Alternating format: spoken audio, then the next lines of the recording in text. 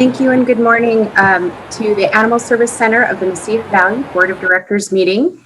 It is 9:01 a.m. I am Tessa Abeda-Stuvey, City Councilor. I will be chairing today for Commissioner Manny Sanchez. Right now, if we can do our call to order to determine quorum. And Clint, if I could have you take the roll. Yes, Madam Vice Chair, we have Mr. Chair Flores, Emmanuel Sanchez. I know he is absent, Madam Chair, Vice Chair. Vice Chair Abeda-Stuvey. Here. Past President Yvonne Flores. Here. Board Member Cassandra Gondra. Here. Board Member Lynn Ellens.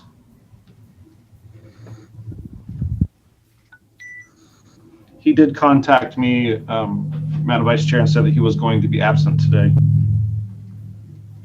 Okay, thank you. Board Member, I believe Diana Trujillo.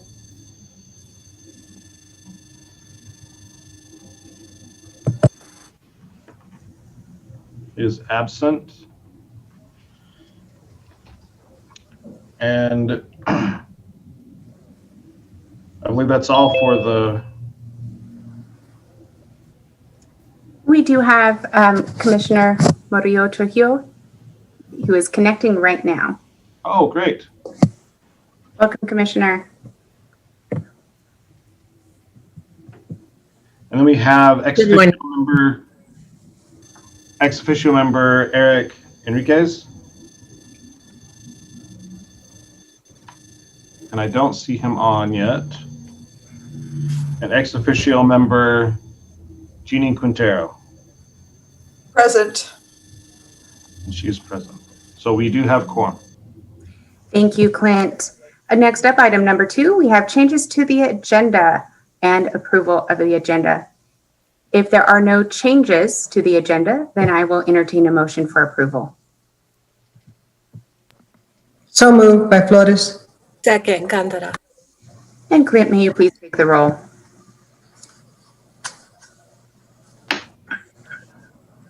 A motion to accept the the agenda as stated. Vice Chair Abeda-Stuvey. Yes. Past President Yvonne Flores. Yes. Board Member Diana Trujillo. I abstained because I wasn't at this meeting. It's for the minutes or for the agenda? This is for the agenda. Okay, yes, I'm sorry. Thank you. And Board Member Gondra. Yes. Okay, motion does pass. Thank you. Item number 3 is our meeting minutes. I believe the minutes were sent to board members. If you have a chance to look through, if there are any changes or questions, please feel free to ask those. If not, I'll entertain a motion to approve the meeting minutes for February 25th, 2021. So moved by Flores. We have a motion. Do we have a second?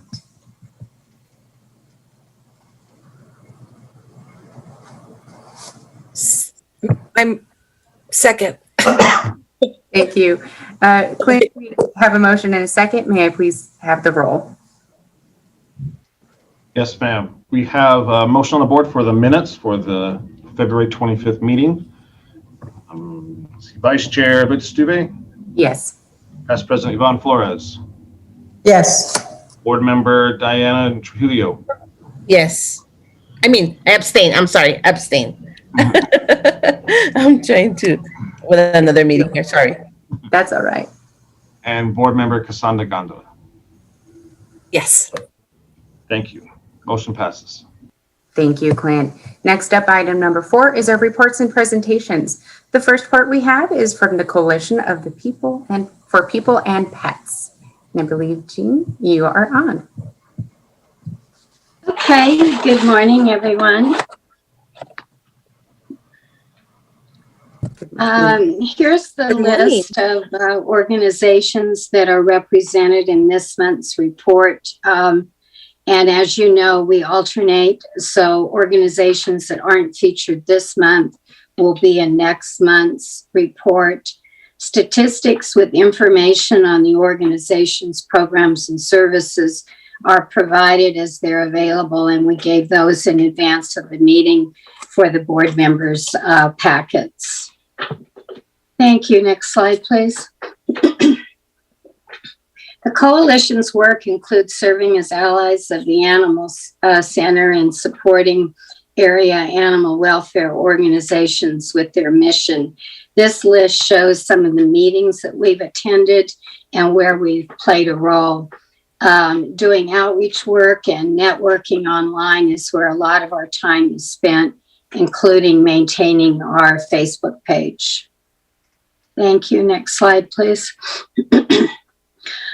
Pictured here is one of the mom dogs with, excuse me, with pups who went on the air transport by Barkhouse and Doñana County Government Center to Helen Woodward Animal Center near San Diego, where the majority of the 49 animals have already been placed. Pictured top right is Julian Havor, who's the chief pilot of the owner of Pet Rescue Pilots, and who did the transport. And pictured below in the group photo, Kelly Barker is second from the right. She's the director of Barkhouse. And pictured also is the pilot and others who were involved in the loading and the pre-transport work. Thank you. Next slide, please. Pictured is another mom dog with pups who were part of a very large ground transport where Barkhouse used a shuttle bus that they borrowed from I'm Almost Home Rescue to take dogs to Brighter Days Dog Rescue in Boulder, Colorado. Gideon, pictured right, was pulled from our animal center and hosted by Lucia Pet Resort for boarding until the transport. And before we move to the next slide, I'd like to ask Jeannie Quintero if she has anything she'd like to add regarding the county's work and partnership with Barkhouse. One thing I understand is there's a flight coming up the end of the month. Excuse me, go ahead. Yeah, we're going to save those items for public comment if it's in relation to the issue with Barkhouse and the county. We're going to save that for those types of comments for public comment. Oh, okay. All right. I just didn't know if she had any news items. It wouldn't be public comment, but okay. Next slide, please. I'm Almost Home is based in El Paso and serves that area as well as Las Cruces.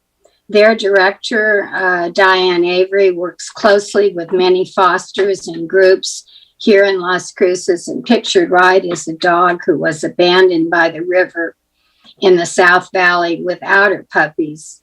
A Good Samaritan discovered her and fed her and eventually got her to I'm Almost Home Animal Rescue, where she's in foster care.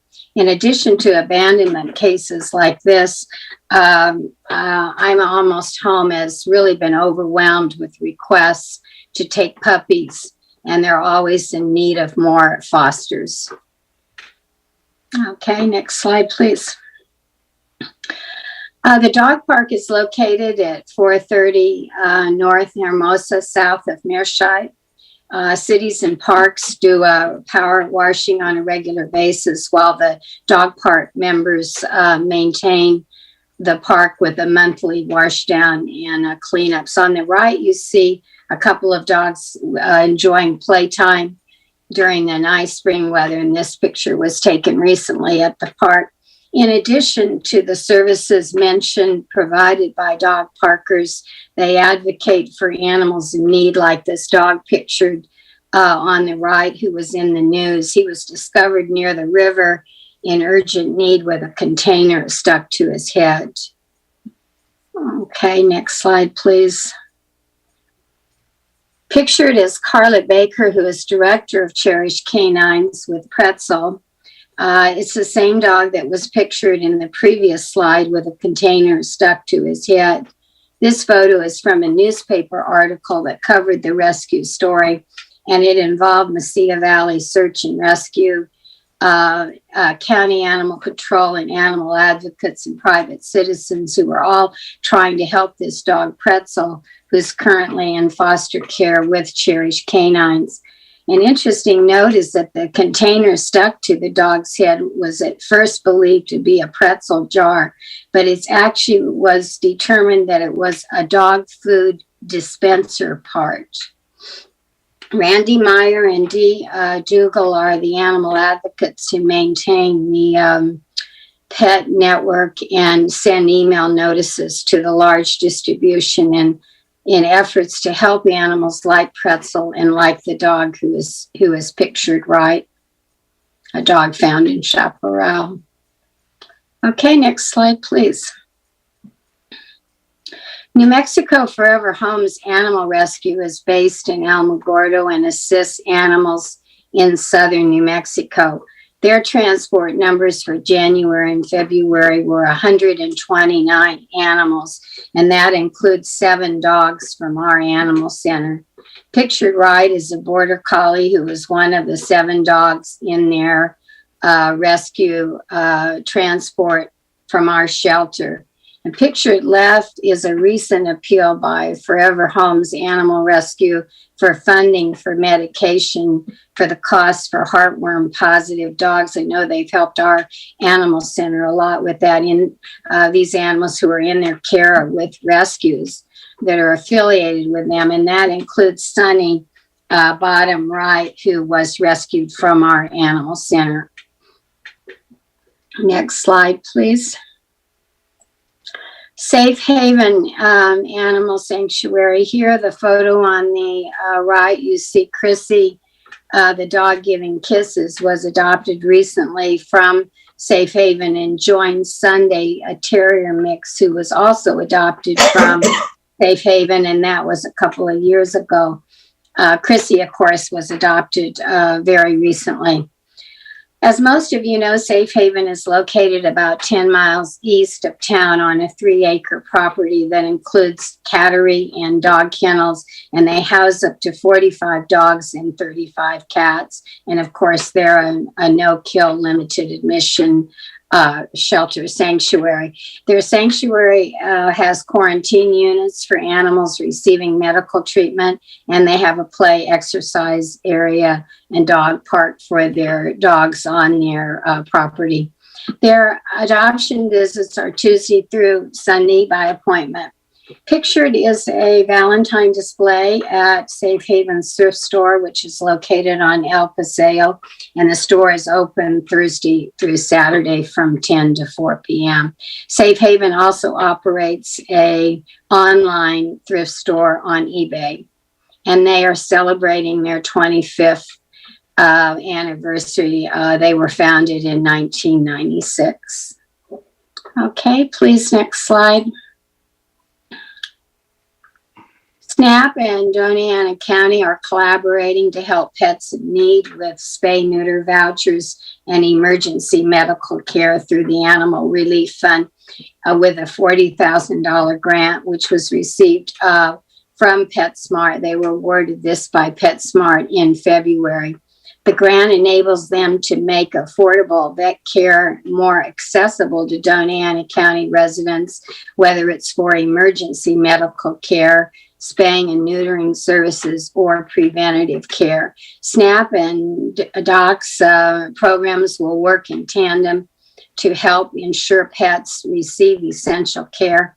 SNAP has issued 410 spay-neuter vouchers for January the 1st through March 11th of this year. And of course, a breakdown of those numbers with their stats is supplied by SNAP and is in board members' packets. Before we move to the next slide, I just wanted to point out that when I put the slide together, and of course I sent it in advance of the meeting, I had received the Donana County Humane Society's newsletter about the 40,000 grant. So I didn't have an opportunity to update this slide by adding DOC's logo and their information. And of course, in the box where it says participating veterinarians, those are the ones that apply for the spay-neuter vouchers through SNAP. Okay, thank you. And next slide, please. Cruce's Cool Cats is a new 501c3 cat organization here in town. And Selena Cardosa, who's pictured far left, is the director of the organization. Pictured are feline Stormy and Delilah, who were recently adopted by Cruce's Cool Cats and are their first 2 adoptions for the organization since they founded with their 501c3. Cruce's Cool Cats lists about 30 cats available for adoption on their website.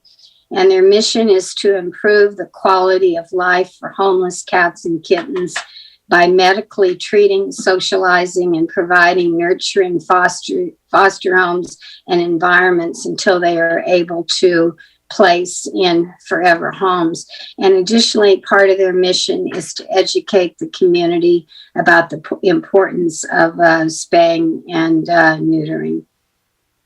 Okay, thank you. And the next slide is the last slide. March is Adopt a Rescue Guinea Pig Month, and we bring attention to this because we know that the Animal Services has small mammals, including rabbits and ferrets, available for adoption. And of course, we always encourage, the coalition always encourages people, if they're in the position to adopt an animal, to adopt it from the animal center or from one of the rescue organizations here in town. So I want to thank you for your attention and then ask if anyone has any questions. And I do have a couple myself, but I'll stand for questions now or comments from anyone. Thank you for your attention. Thank you, Jean. I'll entertain any questions from the board with regards to this report. And if you have, you can raise your hand. Okay, seeing none. And Jean, I know that you said you had questions, but Yeah. it sounds like that would be, does it have to relate to your report? No, it is not public info. No, and it's true, I probably am not, I know I have to leave at 11 o'clock, but I will try to stay as long as I can, but I do have to leave the house here at 11 and hopefully I'll still be here for public input. No, Okay, then those are questions that we'll save. Then yes. we're going to save, it doesn't have to do with your report? It has very much to do with the report. Yes, it does. Is I it wanted with to ask Clint. No, it does not. No, Okay. it does not. I wanted to ask Clint about small mammals. I wonder, when I was looking at the pages, for the animals, I did see dogs and cats. How about the small mammals? Are they listed somewhere? And what kinds of small mammals does the shelter typically have? Currently, right now, we don't have any small mammals. We have some for adoption available. They should be in the other category on the website, but I'll look into that and make sure that they are listed up for adoption when we do have them. So you don't have any small mammals now, but you do sometimes have them, or not very much. I know the shelter used to have rabbits. Yeah, we still get them. Like you said, guinea pig, rabbits, things like that, but we don't currently have anything up for adoption of small mammals. Okay, and then the other question I had, and this is to the Animal Services Board, is I understand that a resolution is going to be written concerning the community cat portion of the ordinance. And is there any time on that? Do you know when that might happen? Jean, I don't, Clint, well, I'll defer to you. Yeah, I can actually talk a little bit about that. I've been in communication with Assistant City Manager Eric Enriquez, and he can comment if you'd like. But the resolution is still in the legal process. We had a great discussion with City Council about it, and I believe it was a positive outcome for that. We had, there was a great discussion, and we distinguished that there is a feral cat issue or problem in Las Cruces. And Gino showed that very well with his maps that he has of all the cats being picked up.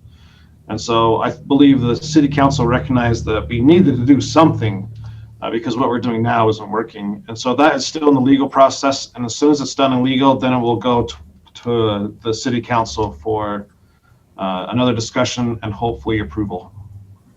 And what that will do is that will allow us, the APC and other groups, to start the motors running. It doesn't give us the permissions to actually do it, the TNR, but it gives us the ability to start gathering up supplies, start bulking up our education material, start the trainings to do those things. So we're excited for that to go through. Thank you. I also see that, Mr. Enriquez, you have your camera on. Did you want to add anything else? I just wanted to add, thank you, Madam Chair, that Clint is absolutely correct. Robert Cabello in the legal department is finalizing the resolution after all the comments and everything, getting that ready. We should see it in the second week of April. Thank you. All right, thanks.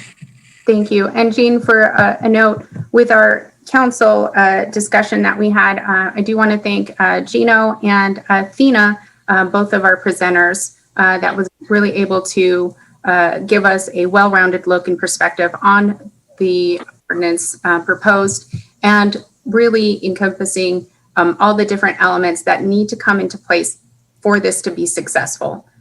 So knowing that it's just not one item, but there are a lot of pieces that need to come together, and so that we can start out strong, and then recognizing that it does take time to see the full results of this type of ordinance. Thank you. Thank you. Okay. Any questions? Thank you. Next up, we will go to item number B, which is our city and county ACO reports. Mary Lou, would you like to start? Sure, I'll go ahead and start. Let me share my screen. Thank you. Can everybody see my screen? Not yet. How about now? No. No.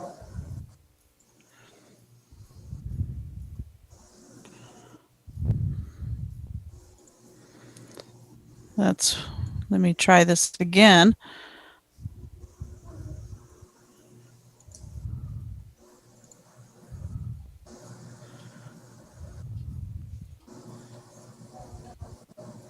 Here we go. Can we see it now?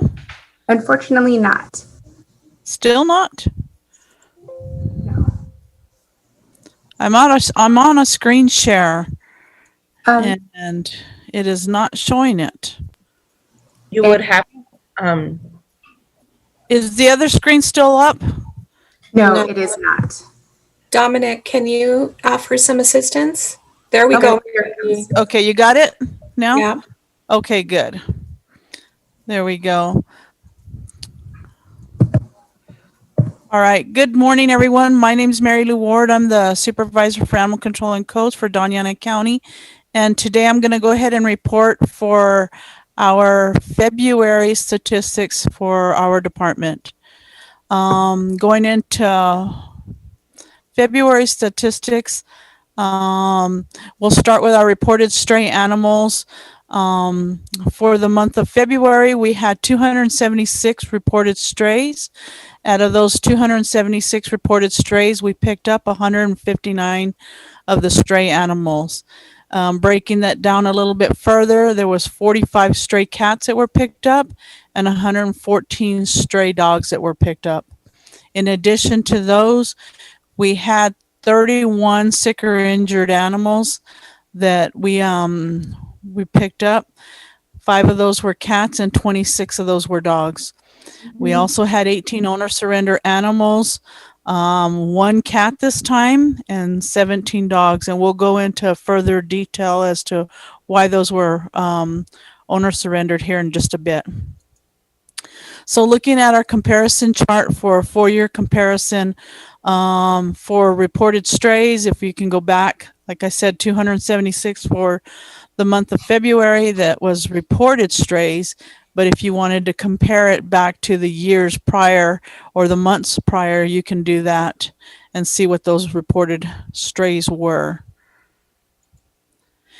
Going into our 4-year return to owner in the field chart, we returned 25 animals in the field in February. And if you look back at the years prior, you can see how the numbers compare.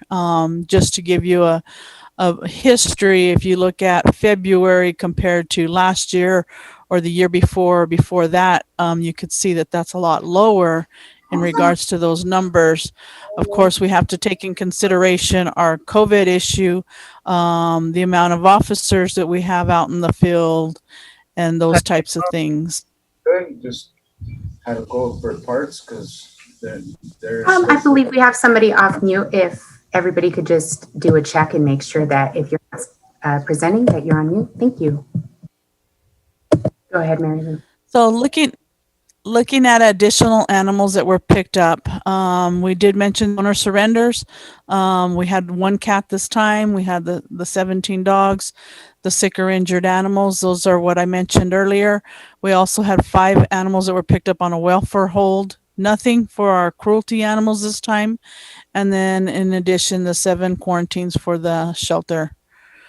Looking at our geo districts, I decided to go ahead and leave this in there, and I think it's a good idea to leave it in on all the reports because it does give you something to refer back to each time. It's color coded, and so our next slide will show our statistics for each district.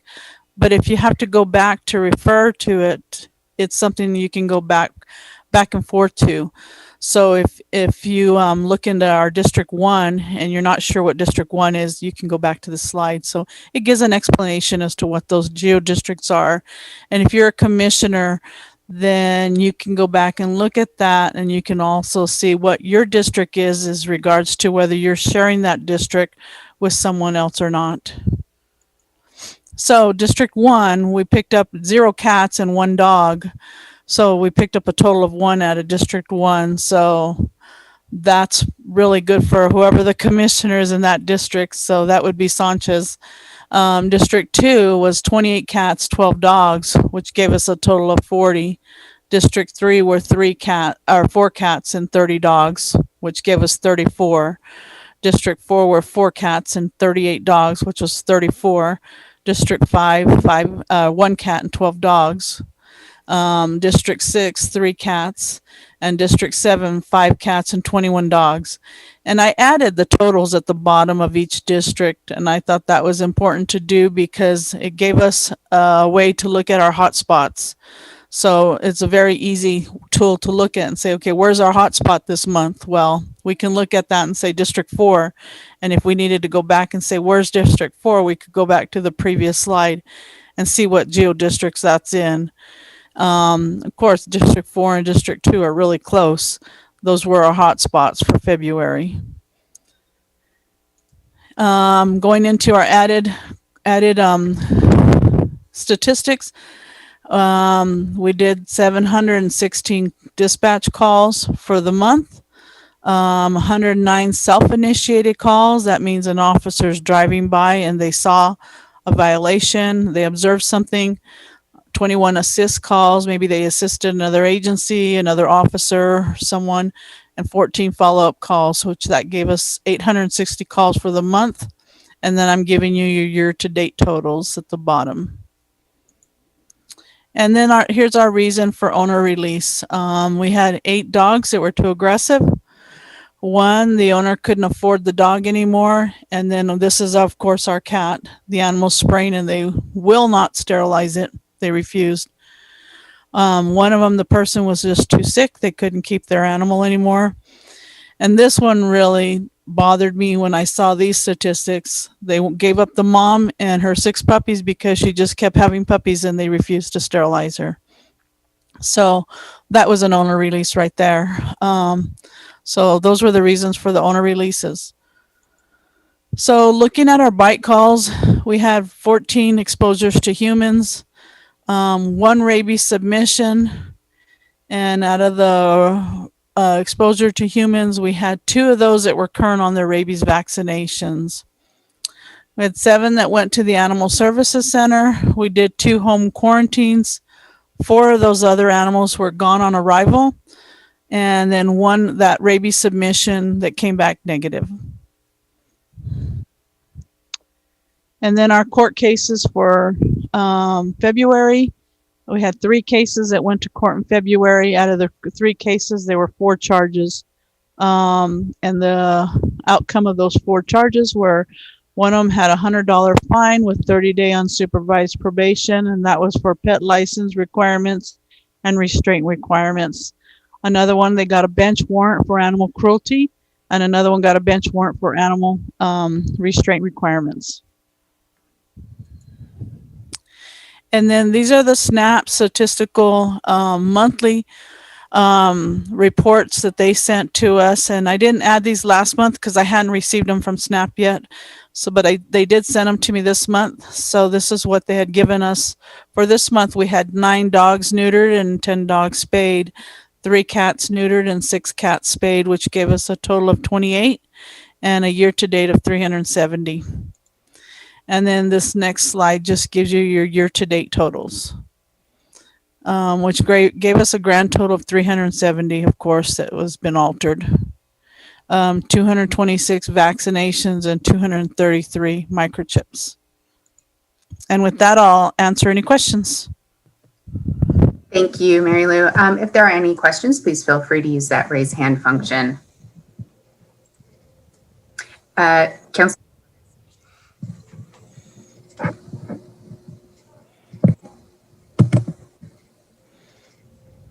Did you call on me? Chair? Yes, I did. Oh, thank you. Thank you very much, Officer Mary Lou, Officer Ward, for your presentation. I just have a question about the bench warrants. Once they're issued, are they actively pursued? The persons against whom these were issued, or what happens? Is there any follow-up activity on the bench warrant? It's going to be like with any bench warrant that's issued by magistrate court. They are pursued, and they're taken with all content like any warrant. So yes, they are. They're not going to somebody's house to look for that individual, but if there's a traffic stop or anything and that person's ran like any warrant, then yes, they will be picked up. I see. Thank you. Thank you. Thank you, Madam Chair. Thank you, Ms. Ward. Thank you, Councillor. Next up, we have Commissioner Murillo Trujillo. Yes, ma'am. Mary Lou, that case with the dog and the 7 pups that the owner gave to the county, the dog, was this in Chaparral by any chance? I don't have that information. I can get that for you though. Okay, just wanted to make sure that it was that owner, because there was a lot of calls from Chaparral regarding an owner with a dog and several pups, the way they were treated and neglected. It might have been, I'm not sure, but I could get that for you. Okay, all right, thank you. Thank you for all you do. Thank you. Thank you. Are there any further questions? Seeing none, then we'll move on to our report from Gino. Good morning, Madam Chair, members of the board. My name is Gino Jimenez. I'm the Animal Control Supervisor for the City of Las Cruces, and I will begin my report. Is everybody able to see my report? Yes, we are. Very good.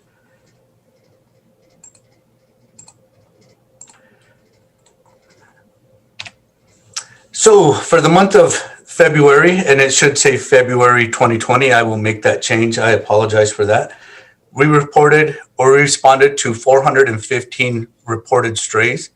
Of those, 225 were GOA, meaning that the officer did not have contact with that animal. we were able to capture 190 of those stray. Of those, 84 were dogs and 75 were cats. We were successful in field RTOing 31 animals back to their owner in the field. And we were unsuccessful in field RTOing 7 of those. So that gave us a total of 36 identifiable animals. So here is our 3-year comparison for our reported stray calls. As you can see that this year, or for February of this year, we're a little lower than the previous 2 years. So if we look at the reports from last year as well, that downward trend seems to be where we're headed. And that's kind of good for us. We want to keep those stray calls down. That means that people are being more responsible. Here is our 3-year field RTO comparison. A little lower than the years past, but still within that 30 average. And Madam Chair, if I'm going a little too fast, please let me know and I'll slow down. Thank you. I think we're good so far. Okay. So here is our reasons for owner releasing animals. 2 were turned in to the Animal Service Center because they were acting aggressively towards the family. 4 were sick dogs. 2 dogs that bit the owner and the owner decided to relinquish them. And 1 was finally a cat that was acting aggressive towards the owner. The officers are doing their best to keep the numbers crossing that threshold at the Animal Service Center to only owner relinquish animals that are sick or injured or that pose a threat to the family or to the public. So last month we had 0. This month we jumped up a little bit to 9. So, you know, we're doing what we can. Our next slide is the reasons that we were unable to field RTO. 4 for no contact by phone or at the residence. 1 for 1 chip not being registered. 1 for the owner was unable to meet the ACO so that he could give them their pet back. And 1 finally was a chip from Georgia and the phone number was not an operable phone. Maybe a disconnected phone number. My next slide is the stray map. So let me go to that.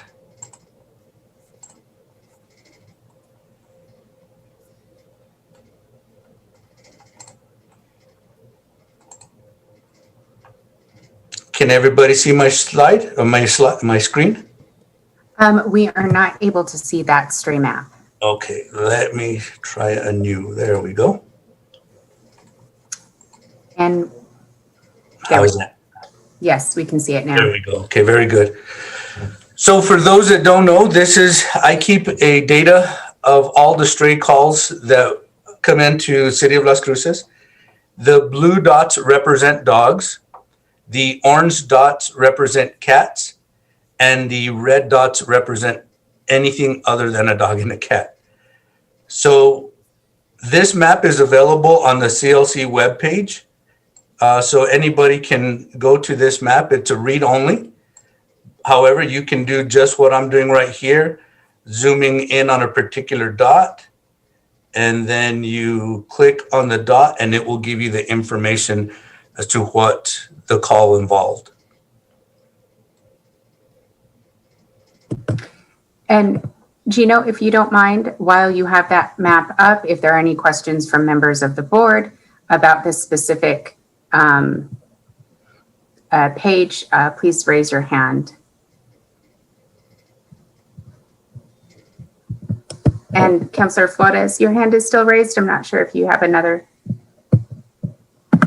I'm so sorry. I forgot to take it down. I'll do it right now. That's right.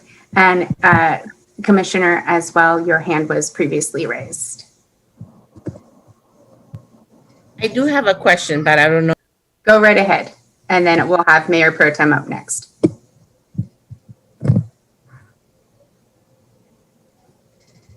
Oh, Commissioner, you're still on mute now. Sorry. I do have a question. What happens with dogs that are aggressive and they're turned in by the owner? What do you do with those dogs, with those aggressive dogs? Commissioner Trujillo, those dogs become at the leisure of the Animal Service Center. So whatever disposition they choose is entirely up to them. They can adopt, foster, transport out of state, or ultimately, and we hate to say it, euthanize if need be. But that would be a question better suited for Clint to answer. Oh, okay. I was just wondering what they did with those aggressive dogs, because they're hard, to change their ways, right? Some of them, I think. I don't know. Thank you. You're welcome. Thank you. Mayor Pro Tem? Thank you, Madam Vice Chair. Thank you, Gino. I do have a specific question having to do with the dog bite in the Mesquite Historic District. I think you and I both received the email related to the incident, and I wasn't sure if anything, if you had found out who the owner was. I have throughout the time in my 2 terms have heard about loose dogs, especially smaller dogs. We do get some of that input if folks are willing to report. So wanted to see if you have received any information and and really to plead with the public to please report these, restrain your animals, be positive and responsible pet owners. This individual got bit and undergoing rabies shots, those kinds of things. It seems to be a big problem in that area. Madam Chair, Mayor Pro Tem Gandara, I zoomed in on your district and you're in that particular Mesquite district that we were talking about. So if you look at the blue dots, that represents the stray dog calls that we responded to last month. So there really is not a hot spot within the city to say that one area has more activity than any other. If I were to, it would take a minute and it would kind of confuse a lot. But if I were to able to take this map out, zoom out, and then show just simply stray dogs, since the time that we started collecting this data, the whole city would be covered in blue. There's not one particular district that is more prevalent to stray dogs than any other. In this particular case that you're talking about, we did make contact with the resident of the home where the dog came from. However, that resident stated that that dog did not belong to them. So basically, we have a stray dog that bit somebody. The officers are making their daily patrols in that area, attempting to locate that dog so that we can ensure that it does not have rabies. The victim in this case, through the direction of her physician, decided to start the rabies inoculations at an early state. And that is entirely up to the victim and their doctor, their physician. We're not going to stand in the way and say, no, don't. That is absolutely up to the victim and their doctor. But that is why we do a 10-day quarantine.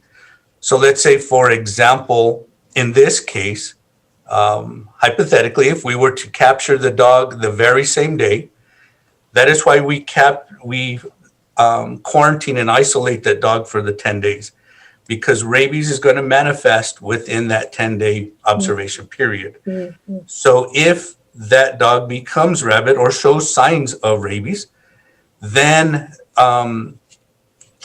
we will contact the victim, and then they can go back to their physician, and in that conversation, they can determine whether the doctor is going to recommend the rabies series or not.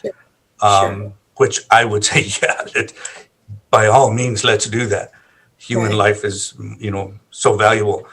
But after the 10 days, if the dog does not show, or the animal, it could be a cat as well, does not show any signs or symptoms of rabies, and the owner is known, then that animal can be returned back to the owner. And the victim has a little bit of relief knowing that the animal survived that 10-day quarantine period.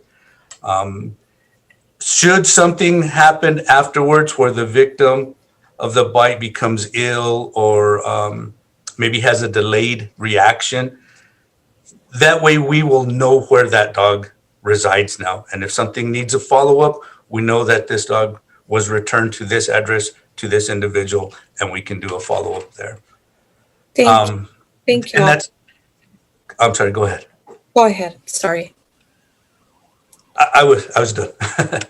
Thank you, Gino, for that. I really appreciate it. I know I hadn't replied yet back, but I wanted to get some information and took an opportunity here, but also to just remind the public how important it is, to be a responsible pet owner and not have your dogs running at large, or your cats. Those are important things. And especially when folks are walking or running, exercise, those kinds of things, especially during COVID. I just want to remind, the public about that. So thank you, Gino. Thank you, Madam Vice Chair. Thank you. And Gino, I do have one question for you regarding this map. So with District 2, it did look like there was a little bit of a yellow dot around University. It seemed a little bigger than the others. And so I just wanted to check in on that. Absolutely. Right near the Monte Vista, it looks like. There it is. And right here. Here it is, yes. Yes, you can see that there was a lot of activity right here on NZ Drive for last month. Let me zoom out a little bit so we can get this area. Let me zoom out a little bit because this area right here is undeveloped. Can you see my cursor? Yes, we can. Yeah, because this area right here is undeveloped. There's a lot of foliage, and from what we understand, this is an area where somebody may be TNRing cats. So that's why these 6 or these 8 were trapped very quickly over the last month. Okay. That report has not been confirmed, but that's what the residents are telling us. We have not confirmed that though. And might that on Wisconsin here, right in that middle of that empty space, there seems to be another. Is it thought that it's the same person so the animals are in the same area like that, or perhaps is that a different event and or situation? It's hard for us to determine that right now because all we're getting is reports from the residents that somebody may be TNRing in this area. Again, we haven't confirmed it. A lot of times it's hard for us to confirm because by the time we get out there to investigate, it's already done. The person's gone. Very difficult to do with the manpower that I have. So. Okay, thank you. I appreciate that. You're welcome. Are there any, and I'll say it looks like right near Monte Vista, we had a bit of a cluster as well from here. Monte Vista, let me find it. Perhaps it was older items. When you scrolled in, they were in yellow, but it looked like it might have been. Further questions regarding this slide? Okay, thank you, Gino. You may proceed on. Madam Chair, members of the board, that was my final slide. It kind of goes out of order, but I am available for any questions over my entire slide, if there are any. Thank you. Are there any other questions? Seeing none, thank you very much, Gino and Mary Lou, for those presentations. We appreciate all the data that you've been collecting. Next up, we'll move on to item number C, which is shelter statistics and activities, and we'll have Clint up. Thank you very much, Madam Chair. Appreciate this opportunity to share with you the Director's Report for March 25th, 2021. Just a reminder, this is for the previous month's numbers information. So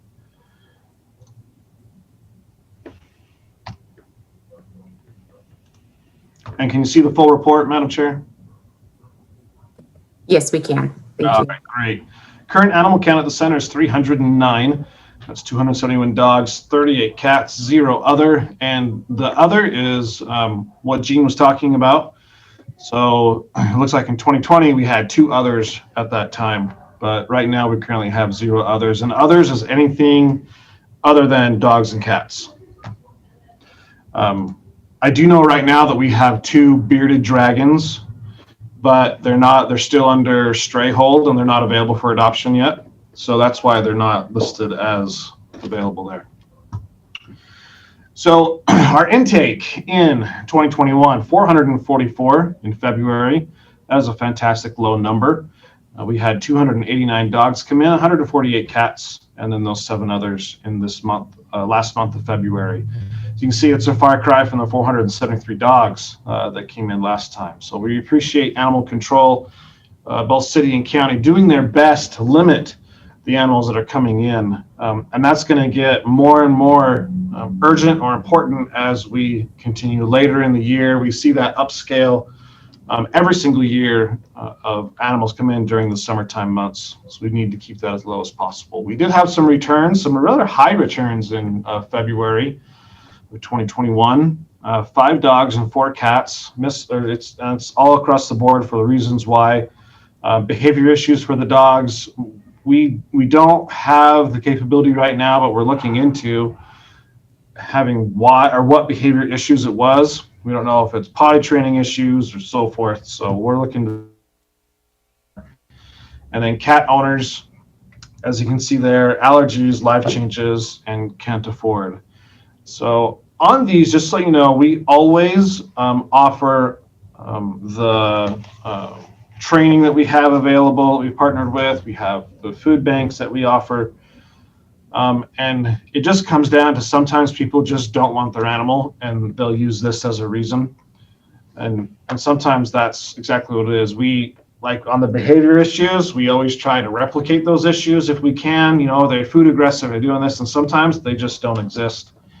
So we have to take what we're given from the individual, the reason why, and then we try to replicate it into the shelter. It's really hard because our shelter, obviously, or the center, is obviously not their home. And there's a lot of different things going on. But all right, 2021 versus 2020. So our adoptions, 26% versus that 41%. If you remember, February was really last year, the start of the COVID urgency and pandemic. And so there was a big rush to get animals out of the center. So 41% of our animals that came in were adopted in 2020. Now that's a far cry from the 26%. It's still great. 26% is really good. So we continue to see how our numbers are going to be comparing to last year, but it really is all over the board when we compare to early last year because of the COVID push for the next 3 months. Really, it's going to be up and down. We had 74 animals reclaimed, that's 16%. Rescue, 214, that's 48% of the animals that came into the center were sent out to rescues in February. So thank you very much. Big kudos to the team here, especially Elizabeth Seeley, who is our only rescue coordinator right now. And we're filling that spot here shortly, but we appreciate all our hard work. And the volunteers have done an incredible job helping Elizabeth out for that, and we appreciate her doing so. Community cats was at 9.7%. Euthanasia rate was 74 animals were euthanized in February at 16.7%. And then our live release rate, 86.5% for that. So this actually, the dogs I know for 3 months in a row, if Bernice correct me if I'm wrong, has been over 90% for dogs, the live release rate. So we're still doing incredibly well for our dogs. And this kind of shows why I can't say that for the cats. Our euthanasia reasons, the number one reason why we euthanize above all the others for all animals is feral cats. We continue to have a high number for that. And we hope to reduce that number coming up with the incorporation of a trap, neuter, return program in the city, if that passes. Our total visitors at the center still holding strong, that 400 mark, down slightly from January.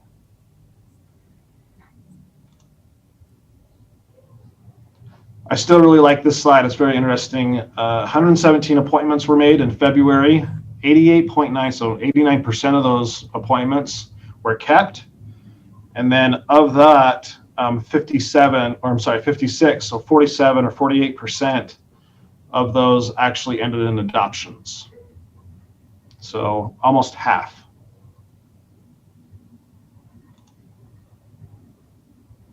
So our total website page views took a big dip in February at 38,900. And that's down from the 44.5 that you see there in January of 21. We did specials, everything. I think we're just running into a little bit of the pandemic fatigue. You know, there's not quite of a push as there once was to get animals out from the public. So that's probably our part that we can start improving those. We're doing more and more. We have, you know, our Spring Us Out project going on right now for this month. So we hope to see that webpage views go up. Our Facebook views, however, continue to improve. Second highest that we've ever had. So we know that we're doing good getting the information out to people, and hopefully that will transform this month into more adoptions and more information. And PJ and Riley are our pets of the week for that. So I can stand for any questions. Thank you, Clint. If you have any questions, please feel free to raise your hand. And Jeannie, I see you're raising your hand. Literally, because I don't have that icon on my screen. I just have one real quick question for Clint. I know you only had 5 returns on adopted dogs being returned back to the shelter. Do you have any data on how much time elapsed between the adoption and the return? And do you think that would be important, I guess, when you're looking at trying to resolve the problem of the adopter? Well, we do have a policy that anything after 3 weeks is actually considered a owner surrender. So it has to be within that 3-week period for it to be returned.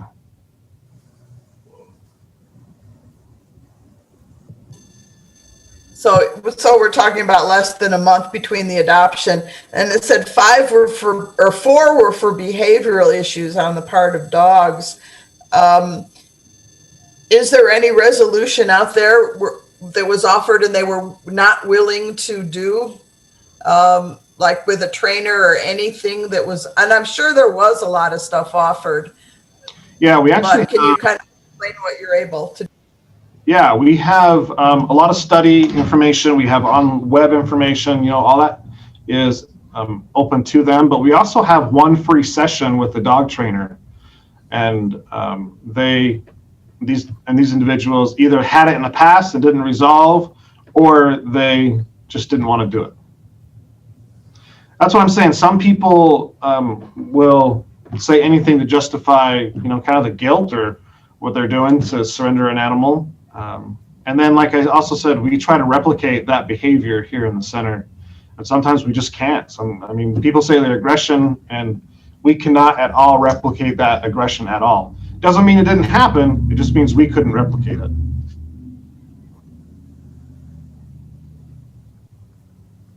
Thank you. Jeannie, any other questions? No, that was it. Thank you, Clint. Okay, thank you. Clint, I do have kind of a question and perhaps a comment, and then we'll get to Councilor Flores as well. Are you doing any promos? I know that we're coming around Easter and bunnies, and I know I don't know if we're doing any sort of information on about lifelong pets, not just cute accessories for the holiday season. Yeah, it seems around August, September, we always get rabbits in. And that's because the newness is worn off and the kids are tired of cleaning up after the rabbits. So we don't have any messages specifically for rabbits.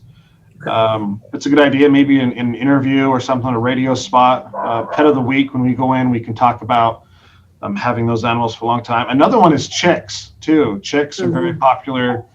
A lot of the livestock feed stores do their chick days. So that's definitely a great idea that we can pass on to those individuals doing those reports. Thank you. And I saw, Jean, you raised your hand during that. Go right ahead.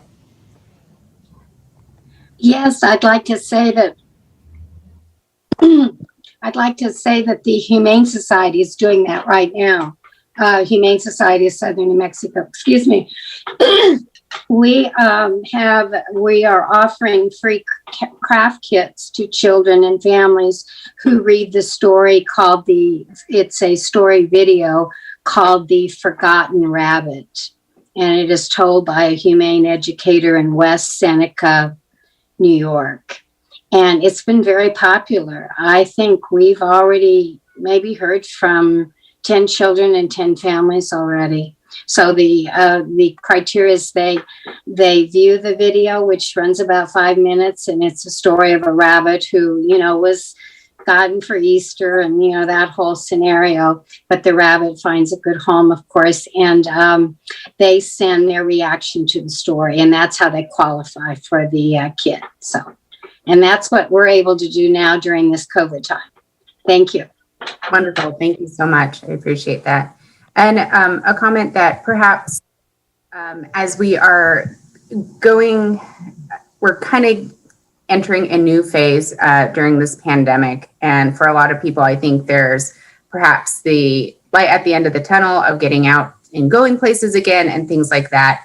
And so in just my opinion, I wouldn't be surprised to see some adoptions slow down as people are reevaluating the time and care that they might give an animal, if thinking that they might be able to go out and, participate in different ways in the world again. Yeah, we're keeping a close eye also on, we increased in February our adoption prices. So that is not out of our minds. We're keeping a close eye on that and seeing if that has anything to do with it too. But so far, like I said, the ones that are being adopted, people are not batting an eye at all on the increase for that. So great. Bernice, you raised your hand. Yeah, I just wanted to make a comment on that because the prices didn't raise until the 1st of March. So those weren't included in February. So. All right. Thank you, Bernice. Thank you. That's right. It was in the February meeting that we talked about it, and it went March 1st. That's correct. Correct. Great. And we have Councillor Flores. Thank you, Madam Vice Chair. So, Clint, would you please explain to me that difference? Jeannie Quintero asked about the adoption, and you made the distinction that 3-week. There's a 3-week period where if the pet is returned, then it's not considered an adoption or a return or anything. It just kind of voids that out. And then the follow-up question to that is, after 3 weeks, it becomes a surrender. And what significance does a surrender have in comparison with an RTO? I mean, what do you do with that with that data? Okay, so let me tackle the first part. And to clarify, so as I said that, I got a text from one of our office front staff manager, and she reminded me that we changed it from it's 3 weeks to not have any repercussions, because it used to be if you returned an animal and if you didn't have a good reason for returning it, then you would not be able to adopt out another animal. But we've changed that to say that if you return it within the 3 weeks, then there's no repercussions for that. But if you do it after 3 months, then it's considered an owner surrender. Now, the difference between the two is owner surrender means that you own the animal, it's yours, and you're surrendering it, and it costs money to surrender it. You have to. I believe we did it at $25, same price as the city and the county to do field surrenders. So that's the difference between the two. For that, one is for the adoption, you can return it, and if you want to, we can point you towards another animal, maybe one that we know, maybe a previous owner surrender that it's potty trained. We can help you out with that, and there's no additional charge for that within that 3-week period. Oh, I see. Yes, very well. Well, does that affect do you use that information just to track how things are done, or does it affect maybe your grant writing or your efficacy performance or anything like that? Honestly, it can skew the numbers just a little bit because we count it as an adoption when it leaves originally, and then it's counted as a return. And if it gets adopted again, it's counted as another adoption because it comes in and rotates through. So, I mean, like I said, the 9 that we had in February, that was a really high number. We usually have 1 or 2 a month, but 9 was a lot. So also we go back and look at why would they return? Are we having an issue with these individual animals? Do we look at the individual animals and see what their history was that was adopted? And also we consider the breed, or the size of the animal too. Because everybody wants the nice, cute little small dog or cat, but little ones have been known to kind of be little stinkers sometimes, right? So we look and see, is the owner who's adopting, are they prepared for that type of animal that they are adopting? So it's just a big kind of everything come together where we try to look at these numbers and what are they trying to tell us story. So the short answer to your question would be yes, we look at the data. Okay. And then do you all does your staff do you sit and discuss these different issues or ways of matching pets to people? That's a good question. We haven't had a sit down with staff managers mention it in our managers meeting we have once a week, especially now with these 9. I want to talk about those. Staff meeting, we always have staff meeting the Monday after this meeting. So things come up, we can discuss it, and this for sure is going to be one of them that we can talk about. Thank you. That was a great question. Oh, thank you, Clinton. Thank you for all your work. Thank you, Madam Chair. Thank you, Counselor. Next up, we'll move on to our committee reports. And first up, we have our finance report with Mr. Enriquez.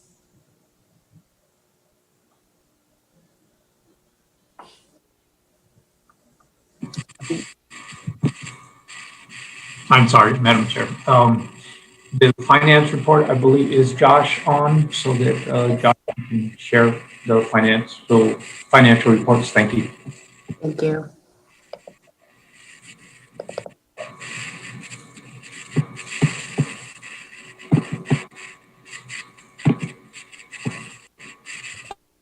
Yes, good morning, Madam Chair, members of the board. My name is Josh Saffel, and on behalf of the Finance Department of the City of Las Cruces, I'd like to present the unaudited financials as of February 28th, 2021.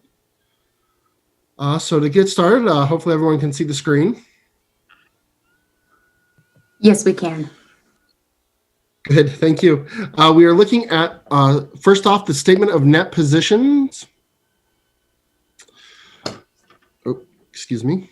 Statement of net positions. We see in the general fund cash of $810,871, receivables of $182,128, giving us total assets of $992,999. We also reported in the general fund liabilities of $64,432 and revenue collected in advance of $55,501. This left us in the general fund an unassigned fund balance of $873,066.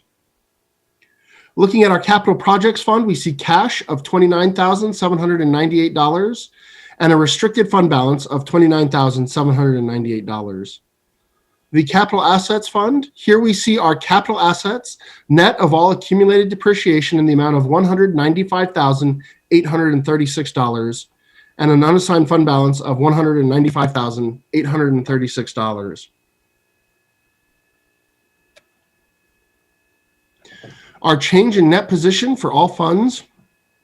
Looking at the general fund, we see total revenues of $2,291,089 and total expenditures of $1,589,771.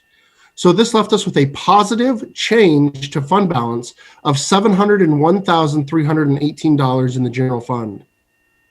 In the capital projects fund, there was no revenue, and there was expenditures of $1,767. So this negatively impacted the fund balance in capital projects fund of $1,767. In the capital assets fund, there was no revenue, but we did recognize $28,153 worth of depreciation expense. And so that impacted the fund balance in the capital assets fund, a negative $28,153. Moving on to our budget to actual change in net position, our total revenue of $2,291,000 made up 67.2% of the budget. Our total expenditures of $1,589,000 made up 37.1% of the expenditures budget. Our budget parameter for the month of February was 66.67%.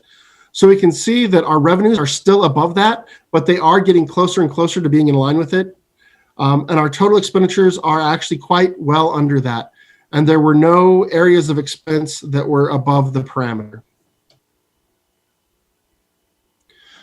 Looking at revenues and expenditures, we see this graph. We can see the revenue in green and the expenditure in orange.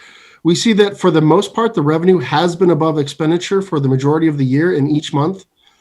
As a note for the board members, in the packet you received, hopefully, financial statements. This information is actually detailed on page 8 of the financial statements, and it gives a summary of each cost category and each revenue category, and the detailed amounts of each of those for the month that make up the numbers that go into this graph, in case anybody would like to see the detail. Looking at percent of total expenditures, again, our expenses for year to date are $1,589,771. Of those expenses, 76% was in personnel, 15% in services, 6% in supplies, 2% in insurance, and 1% in repairs and maintenance. And that will complete my presentation, and I stand for any questions. Thank you, Josh. Councillor Flores, I see your hand up. And you're still on mute, Councillor Flores. Thank you, Madam Chair. And thank you, Mr. Sappel. So, Josh, as you already know, when it comes to accounting, I'm a moron. So I always ask a lot of questions. And so on page 3, on your losses, let's see, let me get rid of this. Okay, yeah. Can you go to page 3, please, Josh? Okay. Yes. So your losses are correct. So the capital projects fund 7441 is in parenthesis. The bottom line, is that a loss because it's in parentheses? Yes, primarily what that's showing is, as I said, there was no revenue. And so the overall impact to fund balance is that the expenditures are going to negatively impact or be a loss to the fund balance. Yes. Oh, I see. And why was it a loss? It was projected and not used, or it was projected and it was exhausted? Well, the capital projects fund was set up in order to take care of the building renovations and stuff that were done. And so all of that money was put into it initially, so it generated revenue. What we have remaining, if you look at this slide here, we see in the capital projects fund that there's a fund balance of $29,798.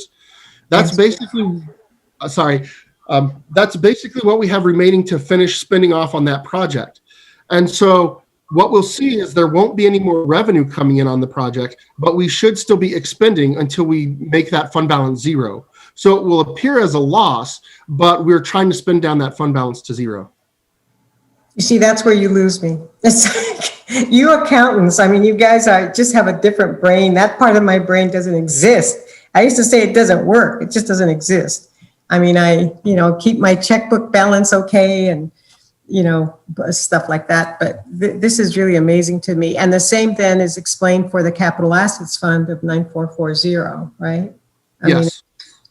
Okay, then it's money then that shows up somewhere else and then can be, like in the previous pages you showed, there was ample amount, I'm going to say abundant, but there was sufficient money in the page. Yes. Again, looking at page 2, this is the balance sheet accounts, and you can see that the fund balances in capital projects, we have $29,798. That basically means that we have $29,000 left to spend in that fund. No more money is going to come into the fund. So that's our balance right now. But we want to spend that down to zero. So we will see expenditures coming in that will reduce that until we get to zero. And then there will be no more expenditures out of that fund. In the capital assets fund, that's where we're keeping track of basically anything that we own that's considered capital. So anything that's over $5,000, trucks, vehicles, large pieces of equipment, things like that are recorded in this fund. As you can see, they're considered as capital assets. But because they're capital, they're depreciated. They have a useful life, and each year they're depreciated until they reach zero. Right. And so we see that balance in there of 195,000, but that depreciation that we have to take will decrease that until it finally reaches zero. Okay. And we do have Clint, I think, to also offer some commentary. Thank you, Josh. Actually, no, I wasn't. I wanted to ask Josh another question regarding that, so I'll wait. Okay. Explained. Thank you. Thank you. You may proceed, Councilor Flores. I was just thanking Josh for his explanations, and that was the several explanations. I think we beat that one. So thank you, Madam Chair, and thank you, Josh. Thank you, Councilor. Clint? Josh, my question is on the capital project funds, that 29,798, is that limited to what we can spend it on? Are there restrictions for that have to do with the new part of the center? And is that money really available for me to do it, or is that imagination money? Technically, it should be real money. What we're looking at here is it is restricted. Everything that was put into that fund was specifically for the purpose of that construction project. I believe the majority of that, and I could be wrong. No, wait, yeah, I am wrong. Some of that I think is still for the cat room. Just a little bit is still for the cat room, and then other was and some of it was also put in place there. Probably I think at the end of last fiscal year towards the project. Specifically, I'd have to look into what you can and can't spend it on, but overall, if it's in that fund, I do believe it needs to be spent on that project. Okay, Josie just jumped on. Maybe she can help us. Yes, we have Josie. Good morning, Madam Chair, members of the board, Josie Medina. So that 29,798, Clint, 28,000 of it is for the CAD room. 1,798 is you could use it for anything in the building. And you do want to spend out that 29,798 down to zero. So you do have that 29, and it's not monopoly. It's not monopoly money, so yes, you could use it. So could I use it to purchase, say, stainless steel kennels for the new addition area to be used in our medical room? Yes, you could, yes. Okay. Just remember wherever your budget's at, if you need to move it somewhere else, that's fine, but anything within that fund for the building itself. Okay, great, thank you. I was under the impression that that money was done with the cat room money, so that we purchased those shelvings with. So it's good to hear that we still have some in there. So thank you. I believe Bernice knows about the cat room and the invoice, so I'm not sure if it's been paid yet or not, but I believe she did mention that she did buy some shelving. It just may not have been actually paid yet. Okay. Thank you. And during that time, we did have Mayor Pro Tem's hand go up. I think you wanted to make a comment on that as well. That was exactly what I said. Make sure that the invoices are all paid out before you start saying that you want to buy this, that, and the other. And thank you, Josie, for that. Thank you. Thank you. Clint, any other questions? No, Vice Chair, thank you. Thank you. Then and if there's any other questions for Josh or any member of the Finance Committee, please feel free to raise your hand now. Thank you, Josh, and thank you, Mr. Enriquez, for your presentation. Moving on then, our next item is the executive meeting. We did not meet this last month, but Commissioner Sanchez and I do plan meeting early within the next week or so. Thank you. And number 3 is our facilities, and we do have Mayor Pro Tem as chair. Thank you. Yes, we did meet, and Clint had a ton of information, and I'm sure it has all changed because it's at the end of the month. But we spoke about the laundry area, about taking out the shelving, correct, and finding mold and whatnot. They're stripping the floors, finishing up with the concrete product. When done, they're checking on a new washer and dryer. I want to say it's in now. I thought I saw an email. Not yet. He's shaking. We had a little incident with who was going to take it to surplus, and if surplus was going to accept it. So we needed to get the correct paperwork done. Excuse me. So the answer is no, it's not in yet. But we did get the paperwork done. We do know who is going to take it to surplus. So hopefully next week we'll have those delivered. I think Bernice actually talked to the individual supplying that, so maybe she can supply a date. He is supposed to be calling me back. It was scheduled before, but because of the disposition of it, we got that resolved.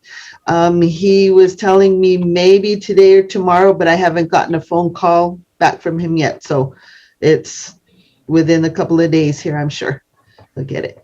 And the room is all prepped. The linoleum stuff that was down has all been brought up. It was actually really easy to come up. So we're lucky we didn't have more issues there with water getting up underneath it. Like you said, there was mold found because we removed the cabinetry that was in there. And so there was some moisture that was getting, and rightly so, right? It's a washroom, so there's going to be moisture in there. But they were taken out, and now we have stainless steel shelving in there. That's going to be a lot better. And it's on wheels, so if we need to take it out and spray it down, scrub out, we have that capability. Yes. Madam Chair? Madam Chair? Yes. There's a hand here. Councilor. Thank you, Madam Chair. So Clint, how did you get rid of the mold? Was it spread? Because mold tends to come back.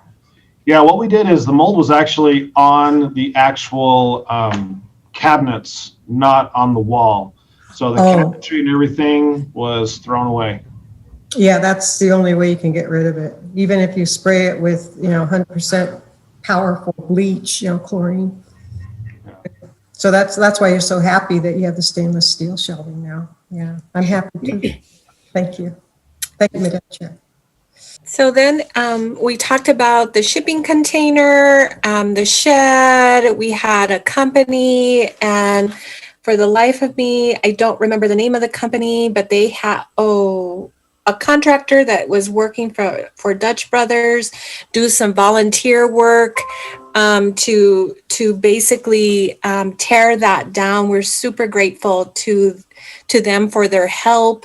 And it was like the kennel workers and others, a team effort to help, organize and make that effort. So, let's see, purpose of shed. So what the shipping container is going to be used for is storing food and other items that Clint has, which will be super helpful to the facility. Let's see.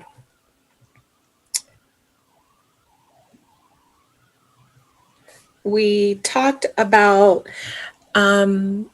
putting some art on that shipping container, and there was going to be some work with locating an artist. I think I've seen those Facebook accounts requesting artists to look into, to apply so that the staff can pick the best one so that the art will be put on that shipping container. Yeah, and just really quick, I'm sorry. That's right. We are still looking for applicants for that. We've got a very limited amount, so we want to have more to choose from. The ASCMV is purchasing the paint and the supplies that the artist will need to do it. And it could be anything, like if a high school art department wants to do a project, they submit some drawings or some ideas, some thoughts. And we'll provide all of it. So the due date for that is, I believe, April 2nd.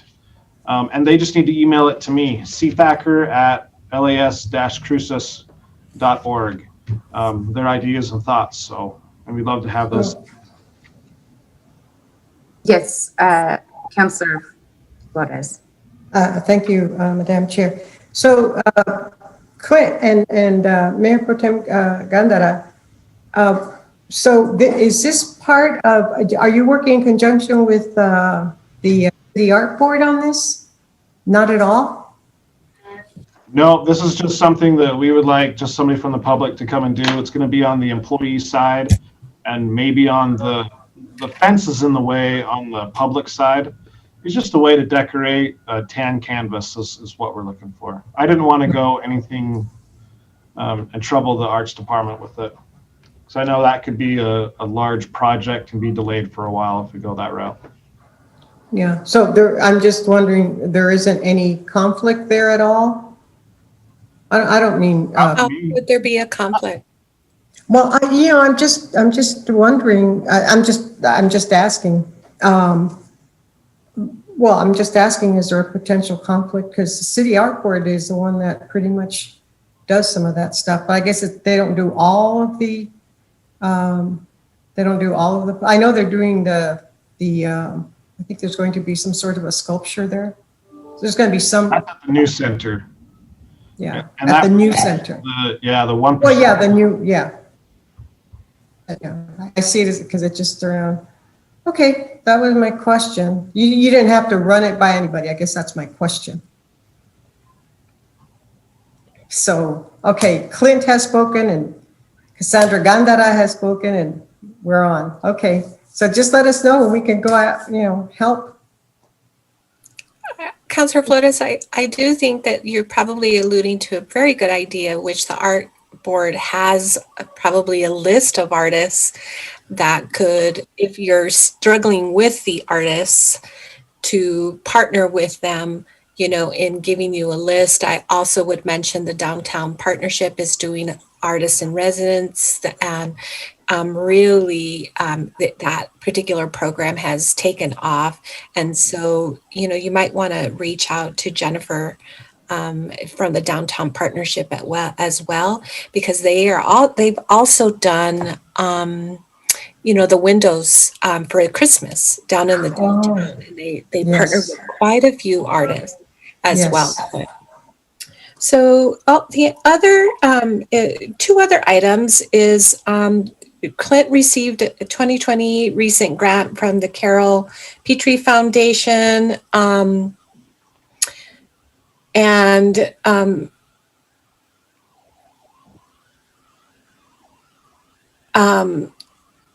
now is that in the tune of 20,000 or 150,000 or both?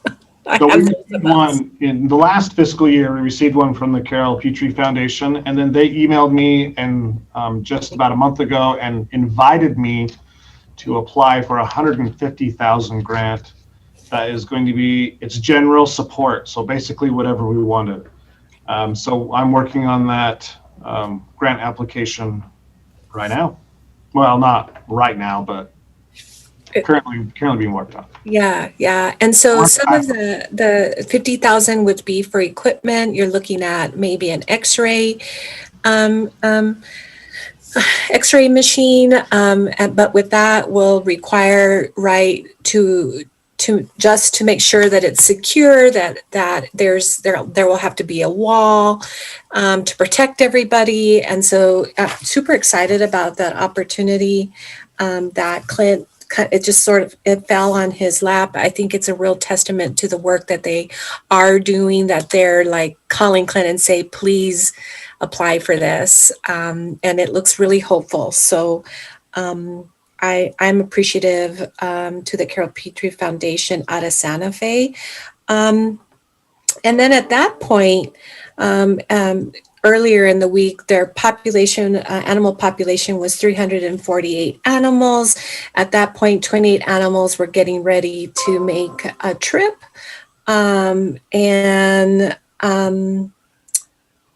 To Colorado Springs, I believe. And we spoke about sterilization events and wanting to do a little more. And, COVID has really put a damper on that. But I also feel with this extra funding, Clint will be able to get all the equipment that necessary, right, to be able to do some amazing events related to microchipping, vaccines, that kind of thing. And that's all I have, Madam Vice Chair. Any questions? Thank you. Councilor Flores, your hand is up. Do you have any further questions? No, thank you.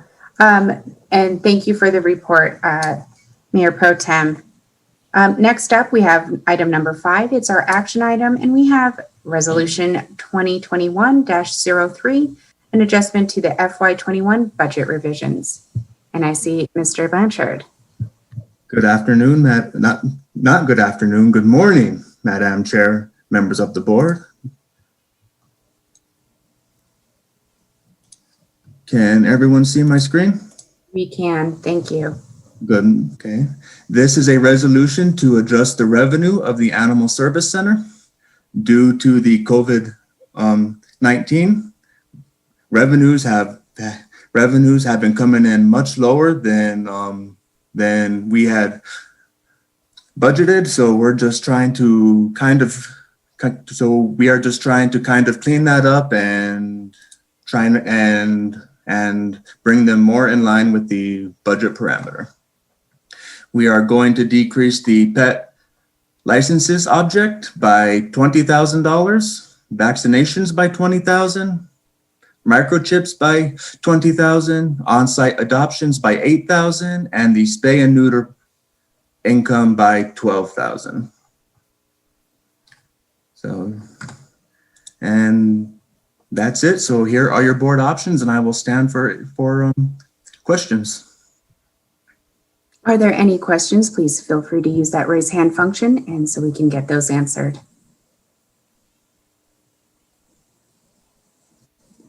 Seeing none, I'll entertain a motion to approve. So moved, Madam Chair. Gandara. Second by Flores. Thank you. There's been a motion and a second. Clint, may you please call the roll? Yes, Madam Chair. We have Vice Chair Abete-Stube, Yes. Past President Yvonne Flores, Yes. Board Member Gondara, Yes. and Board Member Trujillo. Yes. Thank you, Madam Chair. Passes. Thank you, and thank you, Mr. Blanchard. Next up, we have item number 6, and it's our discussion item. It's the ASCMV New Adoption Center construction update, and I do believe we have some guests from the city to give us those updates. And I see Mr. Trevino.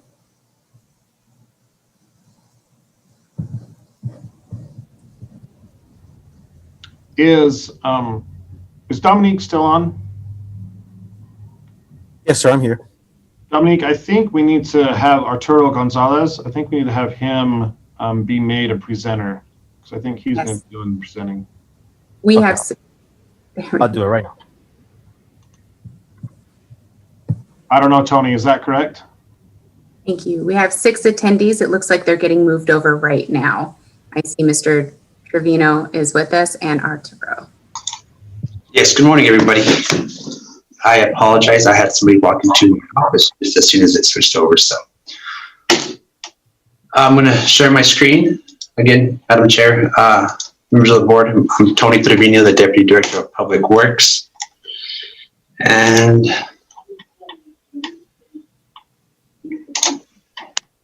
okay.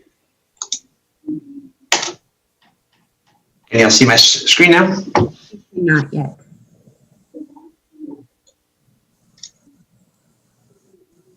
How about now? Yeah. Now we can. Thank you. Awesome. Again, we're here today to present just an update on the GeoBond project for the new Animal Service Center of Mesilla Valley project from the GeoBond. Let me see here. Just a little bit of background. The GeoBond was approved by voters back in August of 2018, which totaled the amount of $35.6 million. Question 2 of that GeoBond was for a new Animal Service Center of $9.8 million.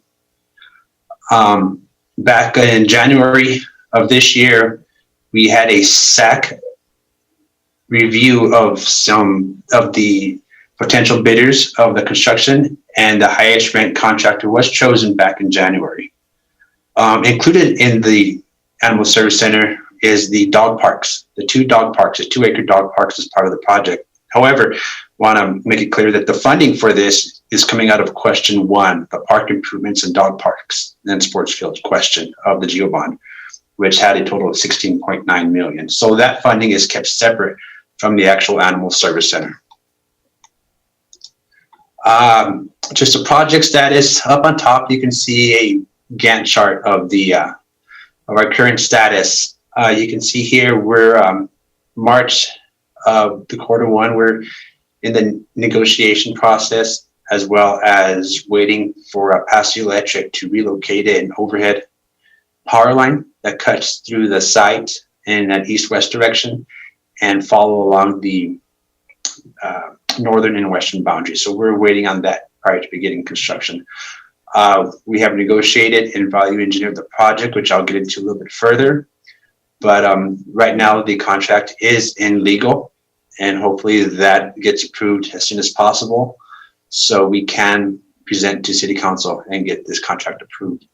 We're trying to push it as fast as possible because the materials right now, the cost of materials is just skyrocketing. So we're trying to get this process as soon as possible. So working on that. Below is the original budget of the project that we had set aside. Unfortunately, now, since we don't have a contract executed, we really can't divulge the final cost of the negotiated cost or the original bid from the contractor, since it's not public information yet, but I can get into a little more detail of what we had to do. So this is just the original budget when we first started the project. Here's an elevation view, just to give you an idea. With some of the value engineering we had to do, we had to change some aspects of it, some elevations had to change and some other things. So right now the architect is working on those. As part of the contract, they're required to redesign as necessary to make the project within budget. So this is just from the first version of the design, So some of the height of the building is going to change, as well as over here on the very right side of the slide, there's 2 bays going into the sally port. One of the stuff that we had to do is eliminate one of the bays and just have one enclosed sally port entrance on the east side. I'll show that a little bit later, but just want to, in the future, if that's kind of wanting to be expanded, there will be no obstructions there to kind of eventually add that second sally port in the future. So here is a general site plan of the area. You can see Baton Memorial going in kind of a southwest to northeast direction, how the main building sits here in the middle, and the existing building. The kind of dark hashed area is the landscaped area, so it kind of probably stands out a little bit more than the building and some of the dog pods. But it's just kind of a generalized area of how the site's going to look. In comparison, or actually in its relation to Rinconada Boulevard and Baton, and the new dog park kind of on the northwest side of the property. Here is a floor plan just to share with everybody of how this is going to be laid out. Here you can see the lobby, the reception area, and the restroom is kind of what was worked out and kind of collaborated with Clint and his team of how this should be done. So this is the square footage that was requested. And again, the square footage due to our value engineering is not being affected, except for the sally port area. That's going to be just 1 bay, except for 2. So this is going to stay the same. Just some renderings. Again, one thing on the bottom that's missing is just the solar panel that's going to be over some of the dog pods in that main shade area. So that's just not shown in these renderings, but kind of give you guys, give the board and everybody a general idea of what it's going to look like. But I guess to get into the biggest kind of item that we want to share with you all is the value engineering. What value engineering is looking at the design, the initial design, and finding out how we can reduce the cost and negotiate with the contractor, but keep the same aesthetics to the building, the same concept, the same use, and be able to provide the leisure department their programmatic direction they want to go with. So just to give some ideas here, there was 33 line items. By line items, I mean whether it's the baseboard, whether it's flooring, the ceiling, the roofing, but there's 33 line items that were substituted. For example, at first we had a resinous floor. We switched that to a seal concrete. There was aluminum baseboards, and now we switched that to the rubber cove base.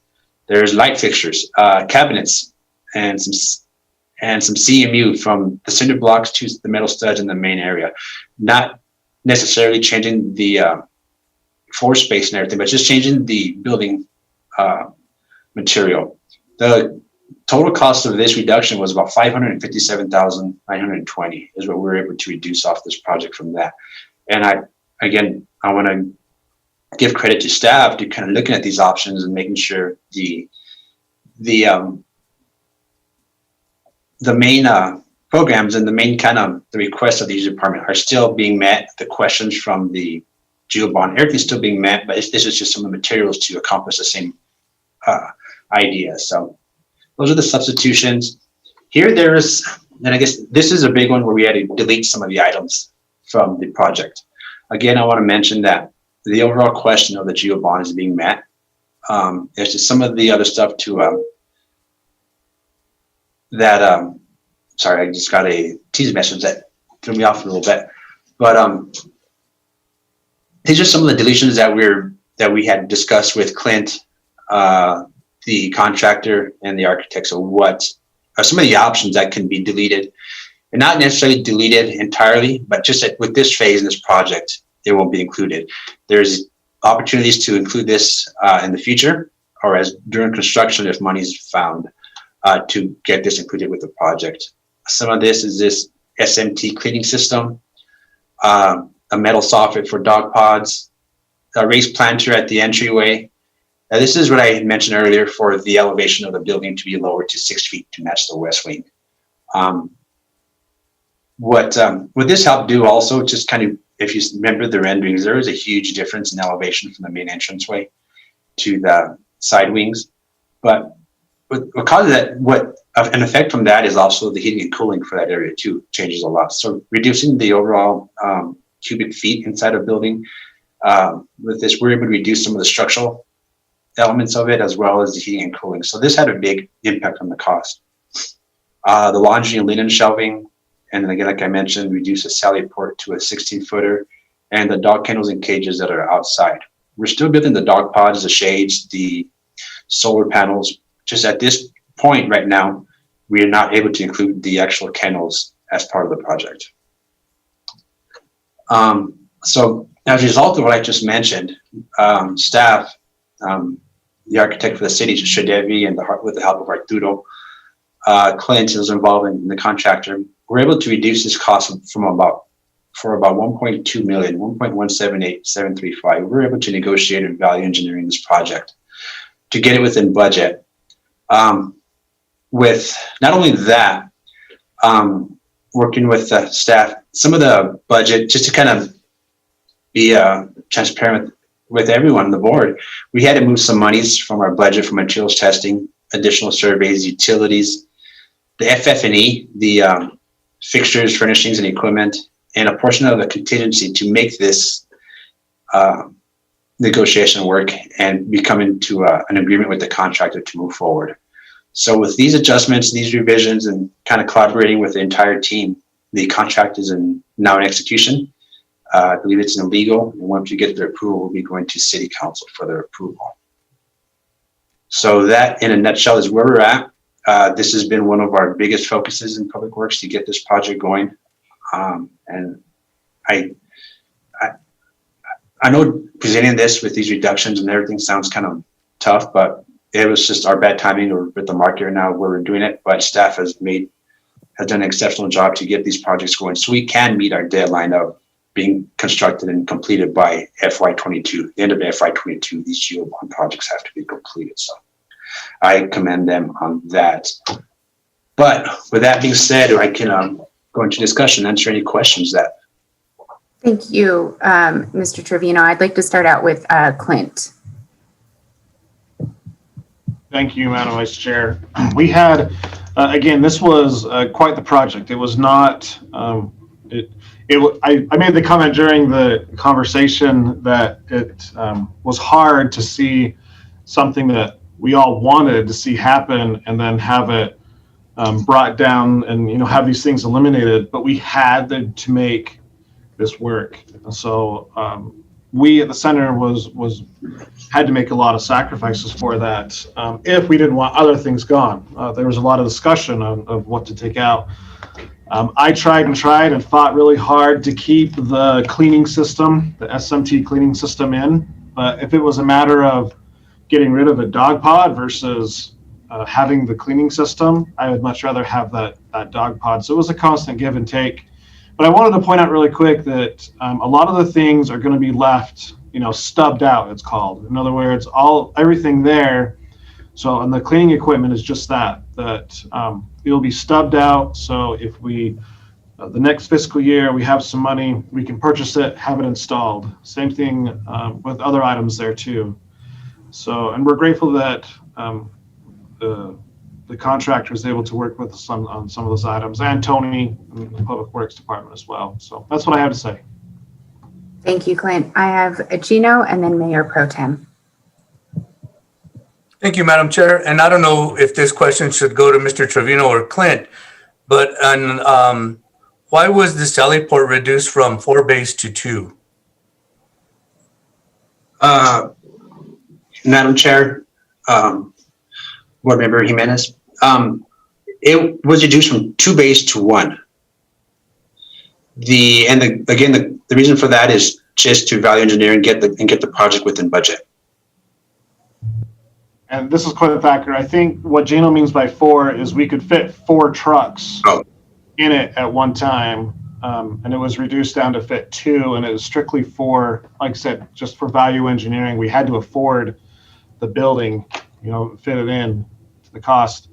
What is going to be, Tony, remind me, on the side of, if you can, the side of that sally port? Is it going to be a brick wall, or is it going to be a fenced-in area allowing us to expand? Clint, at this time, we had some parkings there. I don't know if you can see my slides still up. Yeah. We had the Sally Porch. We had some parking there on the side. So those can, if we do eventually move that over and construct that, we can move the parking lots over, or I can go ahead and work with the architect and just put the parking spaces in that landscape right here where it's shown and leave that vacant area. So if you want to expand for that additional bay later, we definitely can. And that might be the better option. Okay. So a follow-up question. So on your screen right there, if you look at where the Sally Port was originally proposed, those parking spots then would be for where animal control is going to impound the animals? That is a service yard. And Clint, can you help? Yeah, the actual impound is still going to happen inside the Sally Port. Those parking spots there, those are for cleanouts. They'll have a drain there and spray out the trucks. Thank you. Yep. Yes, sir. Thank you. Mayor Pro Tem? Can you move to slide 8?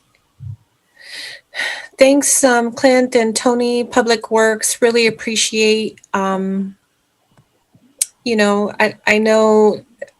that we had a vision, and it's disappointing, right, to see some of these items, but I understand the reasoning. I just want to be sure that, moving from the Renaissance floor to the sealed concrete, the aluminum base to the rubber base, as you know, we've done a lot of work on that building where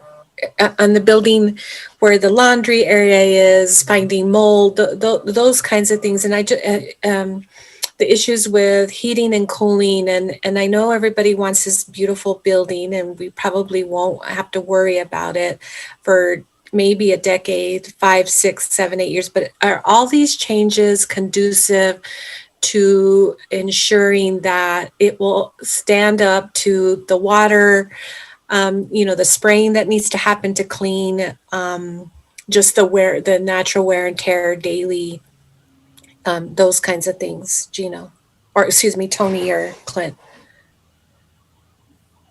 Mayor Pro Tem Quinthacker, I can tell you that it's not just going to be sheetrock. We're going to put up the panels that are waterproof. They go over the sheetrock. You're going to have rubber bases that are connected to it and the floor.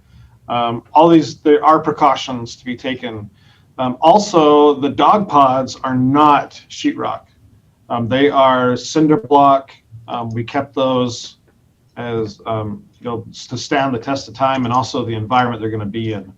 So the only changes was the whole building, the back of house, where there's not going to be very much spraying water and things, but we did still use that precaution for those. It's still going to have the stainless steel corner guards. We're still going to have that waterproof option. So they really did.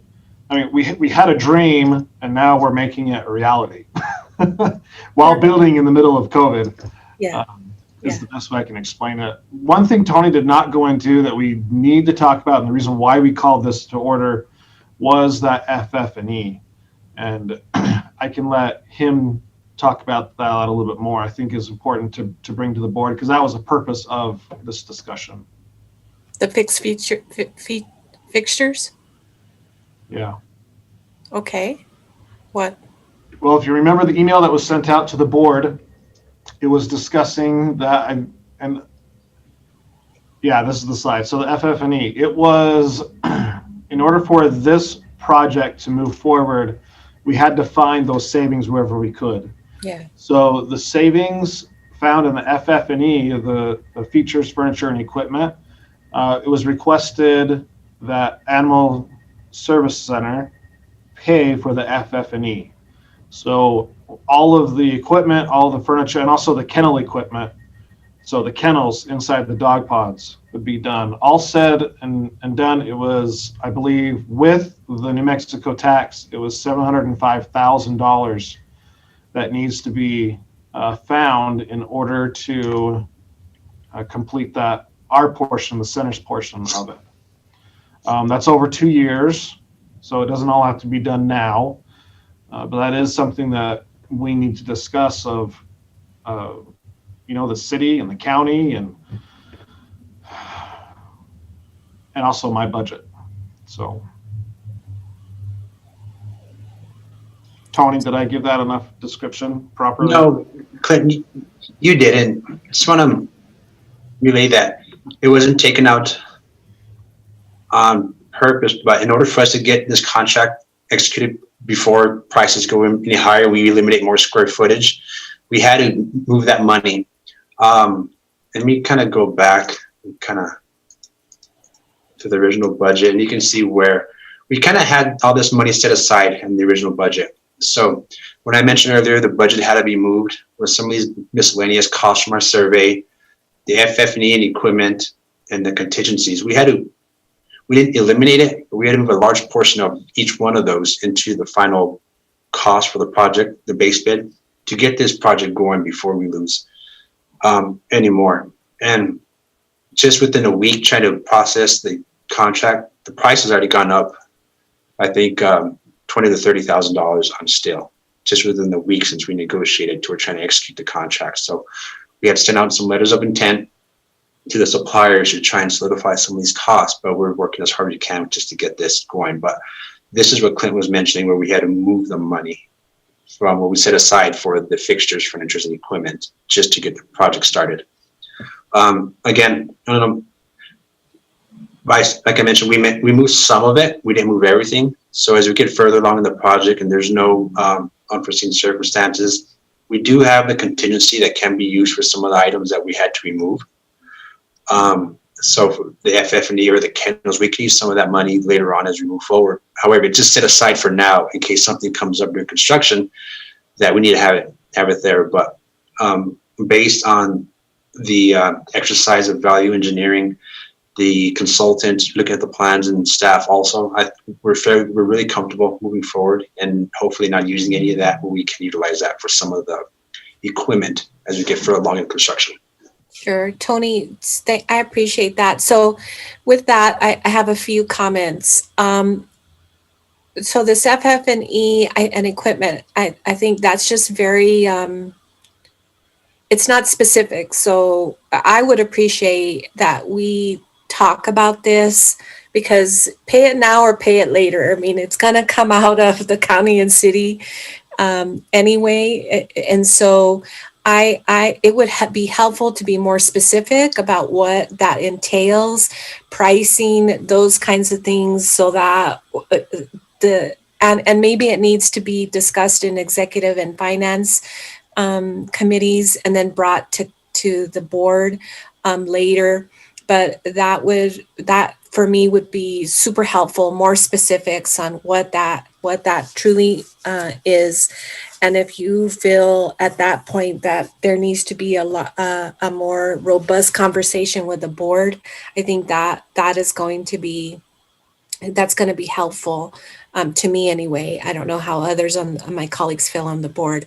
And then Tony, in terms of the contingency, we just had a council work session related to procurement, and that was changed. So what is it, 10%? Or did it move from 10 to 5? I'm trying to remember. We got a lot. It was late in the day. So what is it, and what is the total amount that's set aside?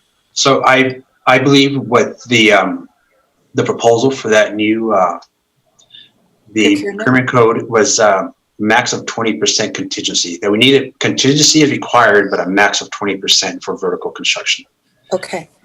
Here we're at 5, and we dropped down to about almost 2% on this project. We still have it, but based on the exercises that we went through for this value engineering, these plans have gone through, picked through, fought through, kicked around. So we're really confident moving forward without having any major adjustments. Okay.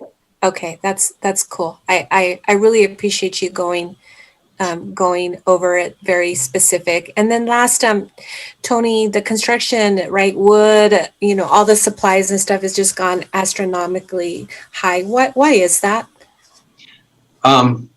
Is it COVID? Is it because we're getting our product coming in from internationally coming in? What is it? I think there's some COVID. I think the prices of fuel going up. I think there's a lumber shortage coming out for the U.S. out of Canada. It's a lumber shortage. I think there's so many factors hitting all at once. I really can't say, but usually, just to put it in perspective, usually we had about a 3% increase in fluctuation every year. The past 3 months has been almost 24%. Yeah. Wow. So it's just, it's something that I don't know. It's one of those things. We have a timeline to get it built by FY 2022. We wait, see if it comes down, or we wait and prices go up. It's just one of those things that we don't have the option to wait, because we do have a timeline for the voters that this has to get done by the end of FY 2022. Okay. Yeah. Thanks, Tony. I really appreciate it. It's good to know these things, and sort of, I'm glad you come in and had the discussion. So once it gets to legal and it back to, are you anticipating hearing this in April to City Council? Yes, I'm hoping April we can be in front of City Council for this. Okay, good. That's good to know. And then groundbreaking happening shortly thereafter? Yes, ma'am. All right. All right. This is exciting. And then I wanted to see on how we are working with the county. Obviously, this is coming out of the city's, the citizens of the city of Las Cruces. Thank you, voters, for the approval. But how are we communicating with the county in relation to the costs and moving forward? Have those discussions happened? And if not, I would recommend that we have a specific, maybe a dual meeting with the two entities to have this conversation moving forward. I'll defer to Clint on that one. Oh, man. I could take that one. Sounds good. No, I think it definitely needs to have a discussion. It's multifaceted, right? The city's paying for it, but the city has already put money in from Public Works. Like Tony said, they've thrown some money in. So what's the county going to do? It definitely needs to have a one-on-one discussion. You're absolutely right. So we can get that organized. So are you requesting it as a dual meeting with Eric? I see Mr. Enriquez is on. Can we do that soon? Mr. Enriquez? Yes, Madam Chair, Mayor Pro Tem. Yeah, that's something that we can explore. This is, again, a city project, the GO bond obligation. So being that there's a JPA, there is a little bit of gray area there as far as costs being shared and things of that nature for the Animal Service Center itself. But yeah, those discussions will have to take place, and we can look at getting some kind of joint meeting on that. Sounds good. Thank you, Mr. Enriquez. Thank you, Madam Vice Chair. Thank you. Next up, we have Councilor Flores. Thank you, Madam Chair, and thank you for all your questions, Mayor Pro Tem Gandara. I too was thinking about the procurement code, and with prices going up, they're going to cap at 20% that contingency fund. It shouldn't be more than it shouldn't be 20% above the contract price. But my question, Mr. Trevino, is I believe that the treaty, that treaty that replaces NAFTA, Canada, Mexico, and the U.S. And it's not called NAFTA, but essentially it's very similar. And you were saying, what prompts me to say that is that you said that some of that wood, lumber, whatever, building materials are coming from Canada. So is it possible with that treaty? And then also, I know we have this 2022 deadline to meet, but is there any, and maybe you aren't privy to the exact language of the contract, or even if you were, maybe not free to speak to this, but it'd be great to raise the issue as to whether those prices would come down as a result of that new treaty, and with Canada, and also with, it seems like, well, maybe I'm looking life through rose-colored glasses, but I would like to believe or do see that there is a light at the end of the tunnel regarding COVID, and prices have skyrocketed because of COVID. Is there anything in the contract that will possibly bring down the cost of materials and therefore adjust the final price tag? Mr. Trevino?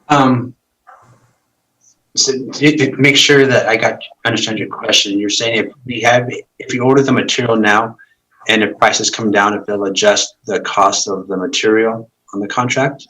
Correct. That is something we can definitely discuss with the vendors and the suppliers, because we do reach out and they don't have any, it's hard for them to forecast what's going to happen on their side of the materials and building side also. So we have asked them, and all they can say is they can't guarantee the price for more than a couple of days, which they usually be able to guarantee the price for 30 days. Mm-hmm. We've got up to 60. They can't guarantee the price for just a couple of days anymore. It just fluctuates. So there's just so many unforeseen stuff that it's hard to look at that. But that is something we can definitely ask during construction, if stuff hasn't been ordered yet or what on the procurement process, so we can kind of keep an eye on during the projects. We can definitely keep an eye on that.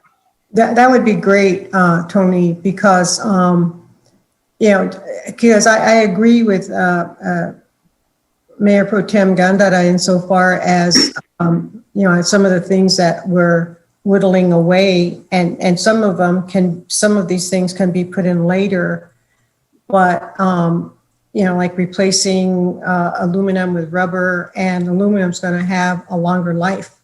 Rubber tends to dry out and crack eventually. And so and part of it is like being penny wise and pound foolish approach. And believe me, I totally understand and respect all your hard work. It has nothing to do with that. But insofar as really looking at ways to make sure we have all that, the aesthetic part, maybe the height where it was supposed to be up higher, it's going to come down lower.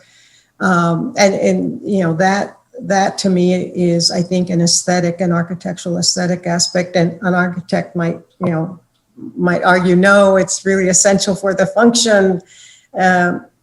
But having only one bay instead of two bays, and those sorts of cuts, I just don't want to see it, so that I would just love to see a contract because if we're going to have a contract, the way I see it, it's two parties. And if you have the one party saying, okay, we need that contingency fund clause and to assure that they're guaranteed their prices, it looks like we should have there should be some reciprocity insofar as prices and what we're paying.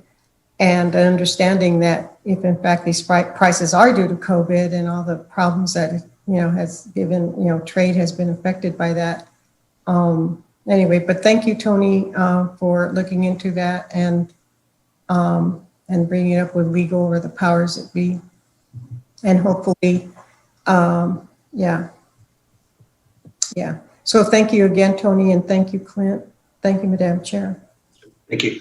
Councilor Flores. And thank you, Tony. I know as we heard about the changes necessary for the project, there is some concern making sure that, as Councilor Flores said, we are not limiting something that will cost us more greatly in the long run. That's always a consideration.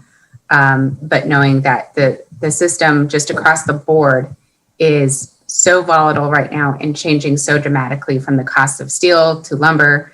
I spent half an afternoon looking at why, lumber was so expensive in Canada, and just those types of things, and recognizing that this is happening, not just isolated to Las Cruces, but with these types of industries and construction. And so it's something, just a byproduct of the environment that we're in right now.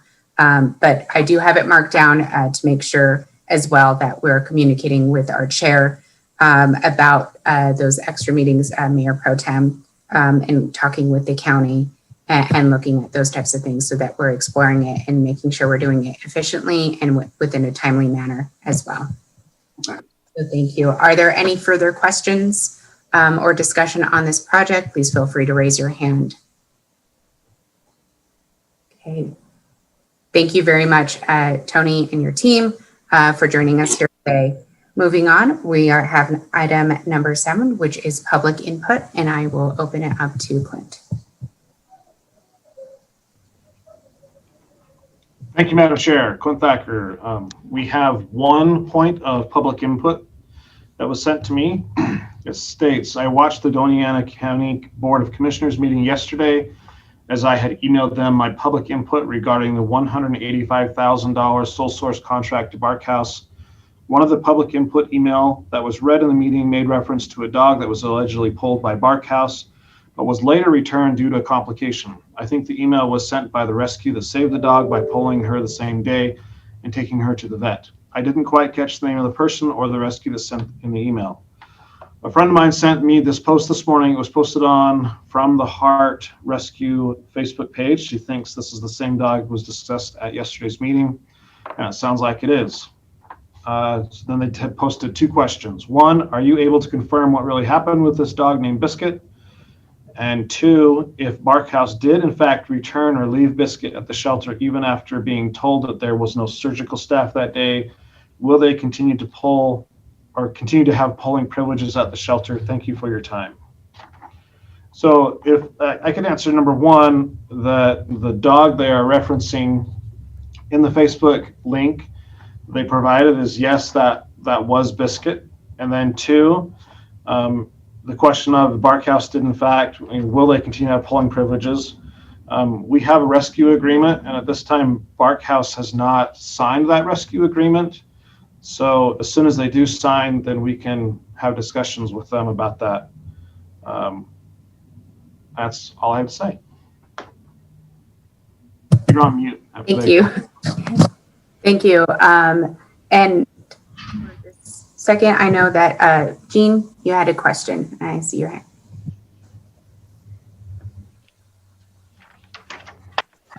Well, I have public input if it's appropriate now.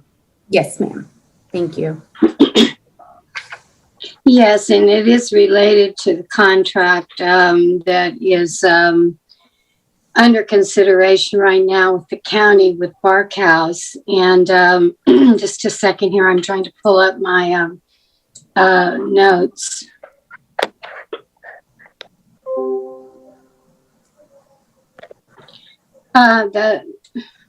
The comments that I've seen and been receiving from animal advocates is that some members of animal groups were offended by some of the general or what they considered were sweeping comments by commissioners at the meeting on Tuesday, I believe it was, that they felt that commissioners were saying that groups don't do the same, don't do the work, the rescue work like Barkhouse does, or some of the programs. And then the other thing that I'm hearing a lot from is that groups were angered that this was not an RFP process.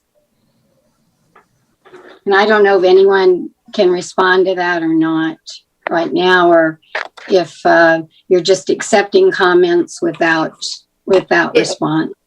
If there is a member from the county that would like to respond to that, please feel free to do so now. Well, I could respond in brief. I mean, technically, this isn't exactly a JPA issue, but I could go into how this process all started very briefly. There had been a proposal for four different activities combined under one plan. And at that time, we looked around and did investigation, as well as our finance department did an initial investigation as to what other groups, what other organizations, whatever single person is currently having a plan to do 4 of these projects under one operational plan. And we were unable to find any, so we went ahead and announced it on the county website as a sole source proposal. And during that time, and of course the rules are clearly posted on the sole source application, is that parties would have 30 days to counter propose, to object, to make comments, to lend any input to the process. And at that point, no one did at the end of the 30-day period. Actually, it lasted a little bit longer. So the matter was brought before the commission this past Tuesday to talk about, would you approve as a sole source organization? And the commission voted yes, they would. And it was an unanimous vote. But the thing is that there was a lot of people, I think, who felt slighted or left out.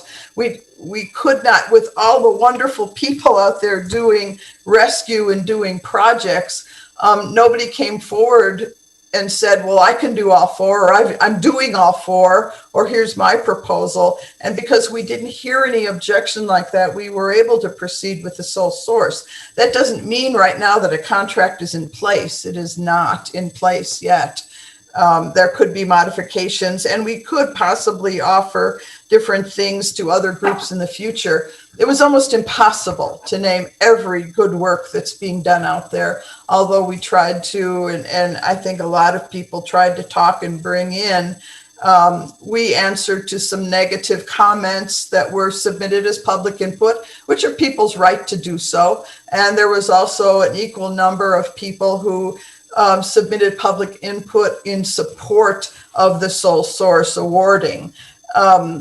You know, for all these people who are out there doing things and doing these good things and making some good progress, and we see that every month in the JPA, Jean, that you present every month, that it's almost impossible to do a shout out to everybody who's doing all of these things. But the thing that really made the sole source justification approval was that nobody is doing all 4 components, which is the microchipping, the spay and neuter aspect, the rescue by relocation, and a last litter program that deals with pre and postnatal care for pregnant dogs. And at the end of that particular period of care, which is about 8 weeks, that the female, the mother, is spayed at that point and either returned to the owner who want them back, or the dog is taken care of and placed in a home. And there is an active fostering program that's going on as well. And I really don't want to say too much more because, as I said, that the contract terms have not yet been generated and there is no formal contract in place, but we are moving toward that. And from my perspective, I think I just want to recognize everyone who's doing those great things out there. And unfortunately, it was not the time or place to call everybody out by name, although we did. But I just want to say that I think from Clint's perspective, Jeannie, I just accidentally muted myself. And to repeat, from the shelter's perspective, from county, from city, that I think we are all in great appreciation for all the wonderful work that's happening out there. And we hope to be able to work with everyone and all come together to make really great things happen for the city and for Doñana County. Thank you, Jean, for the response. And Jean. I do have one more question, if I can ask it, please, to Jeannie.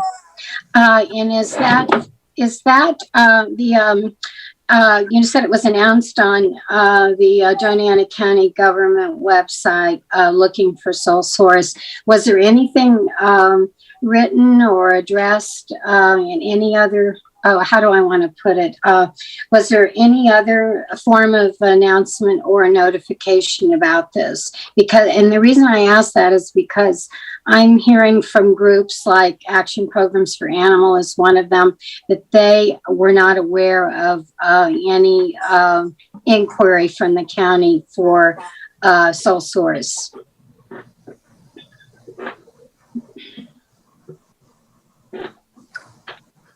Jeannie, you're on mute. Okay.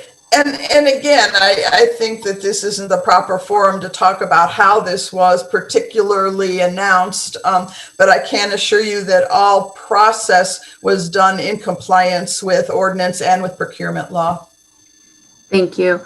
Jean, for other animal groups, perhaps later, and this is just a recommendation for, since this is a county issue, if there needs to be any sort of training on where to look or items for these types of items, that might be something to consider. But like Ms. Quintana, that is something that with the county. So it might just be a little bit of education and training.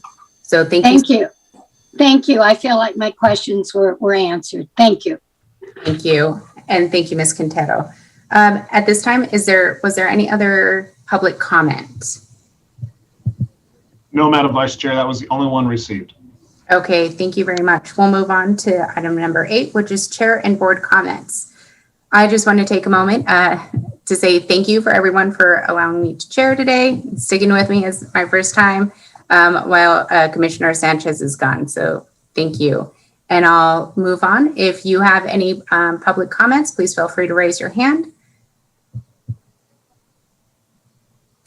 Seeing none, we'll move on and I'll entertain a motion to adjourn. So move, Cantara. Second by Flores. Thank you. It's been moved and seconded. Please, Clint, may you call the roll? Vice Chair Stuve. Yes. Past President Flores. Yes. Board Member Gondala. Yes. Board Member Trujillo. Yes. It's unanimous. We're done. Thank you all very much. We are adjourned. It is 11:23. Have a great evening.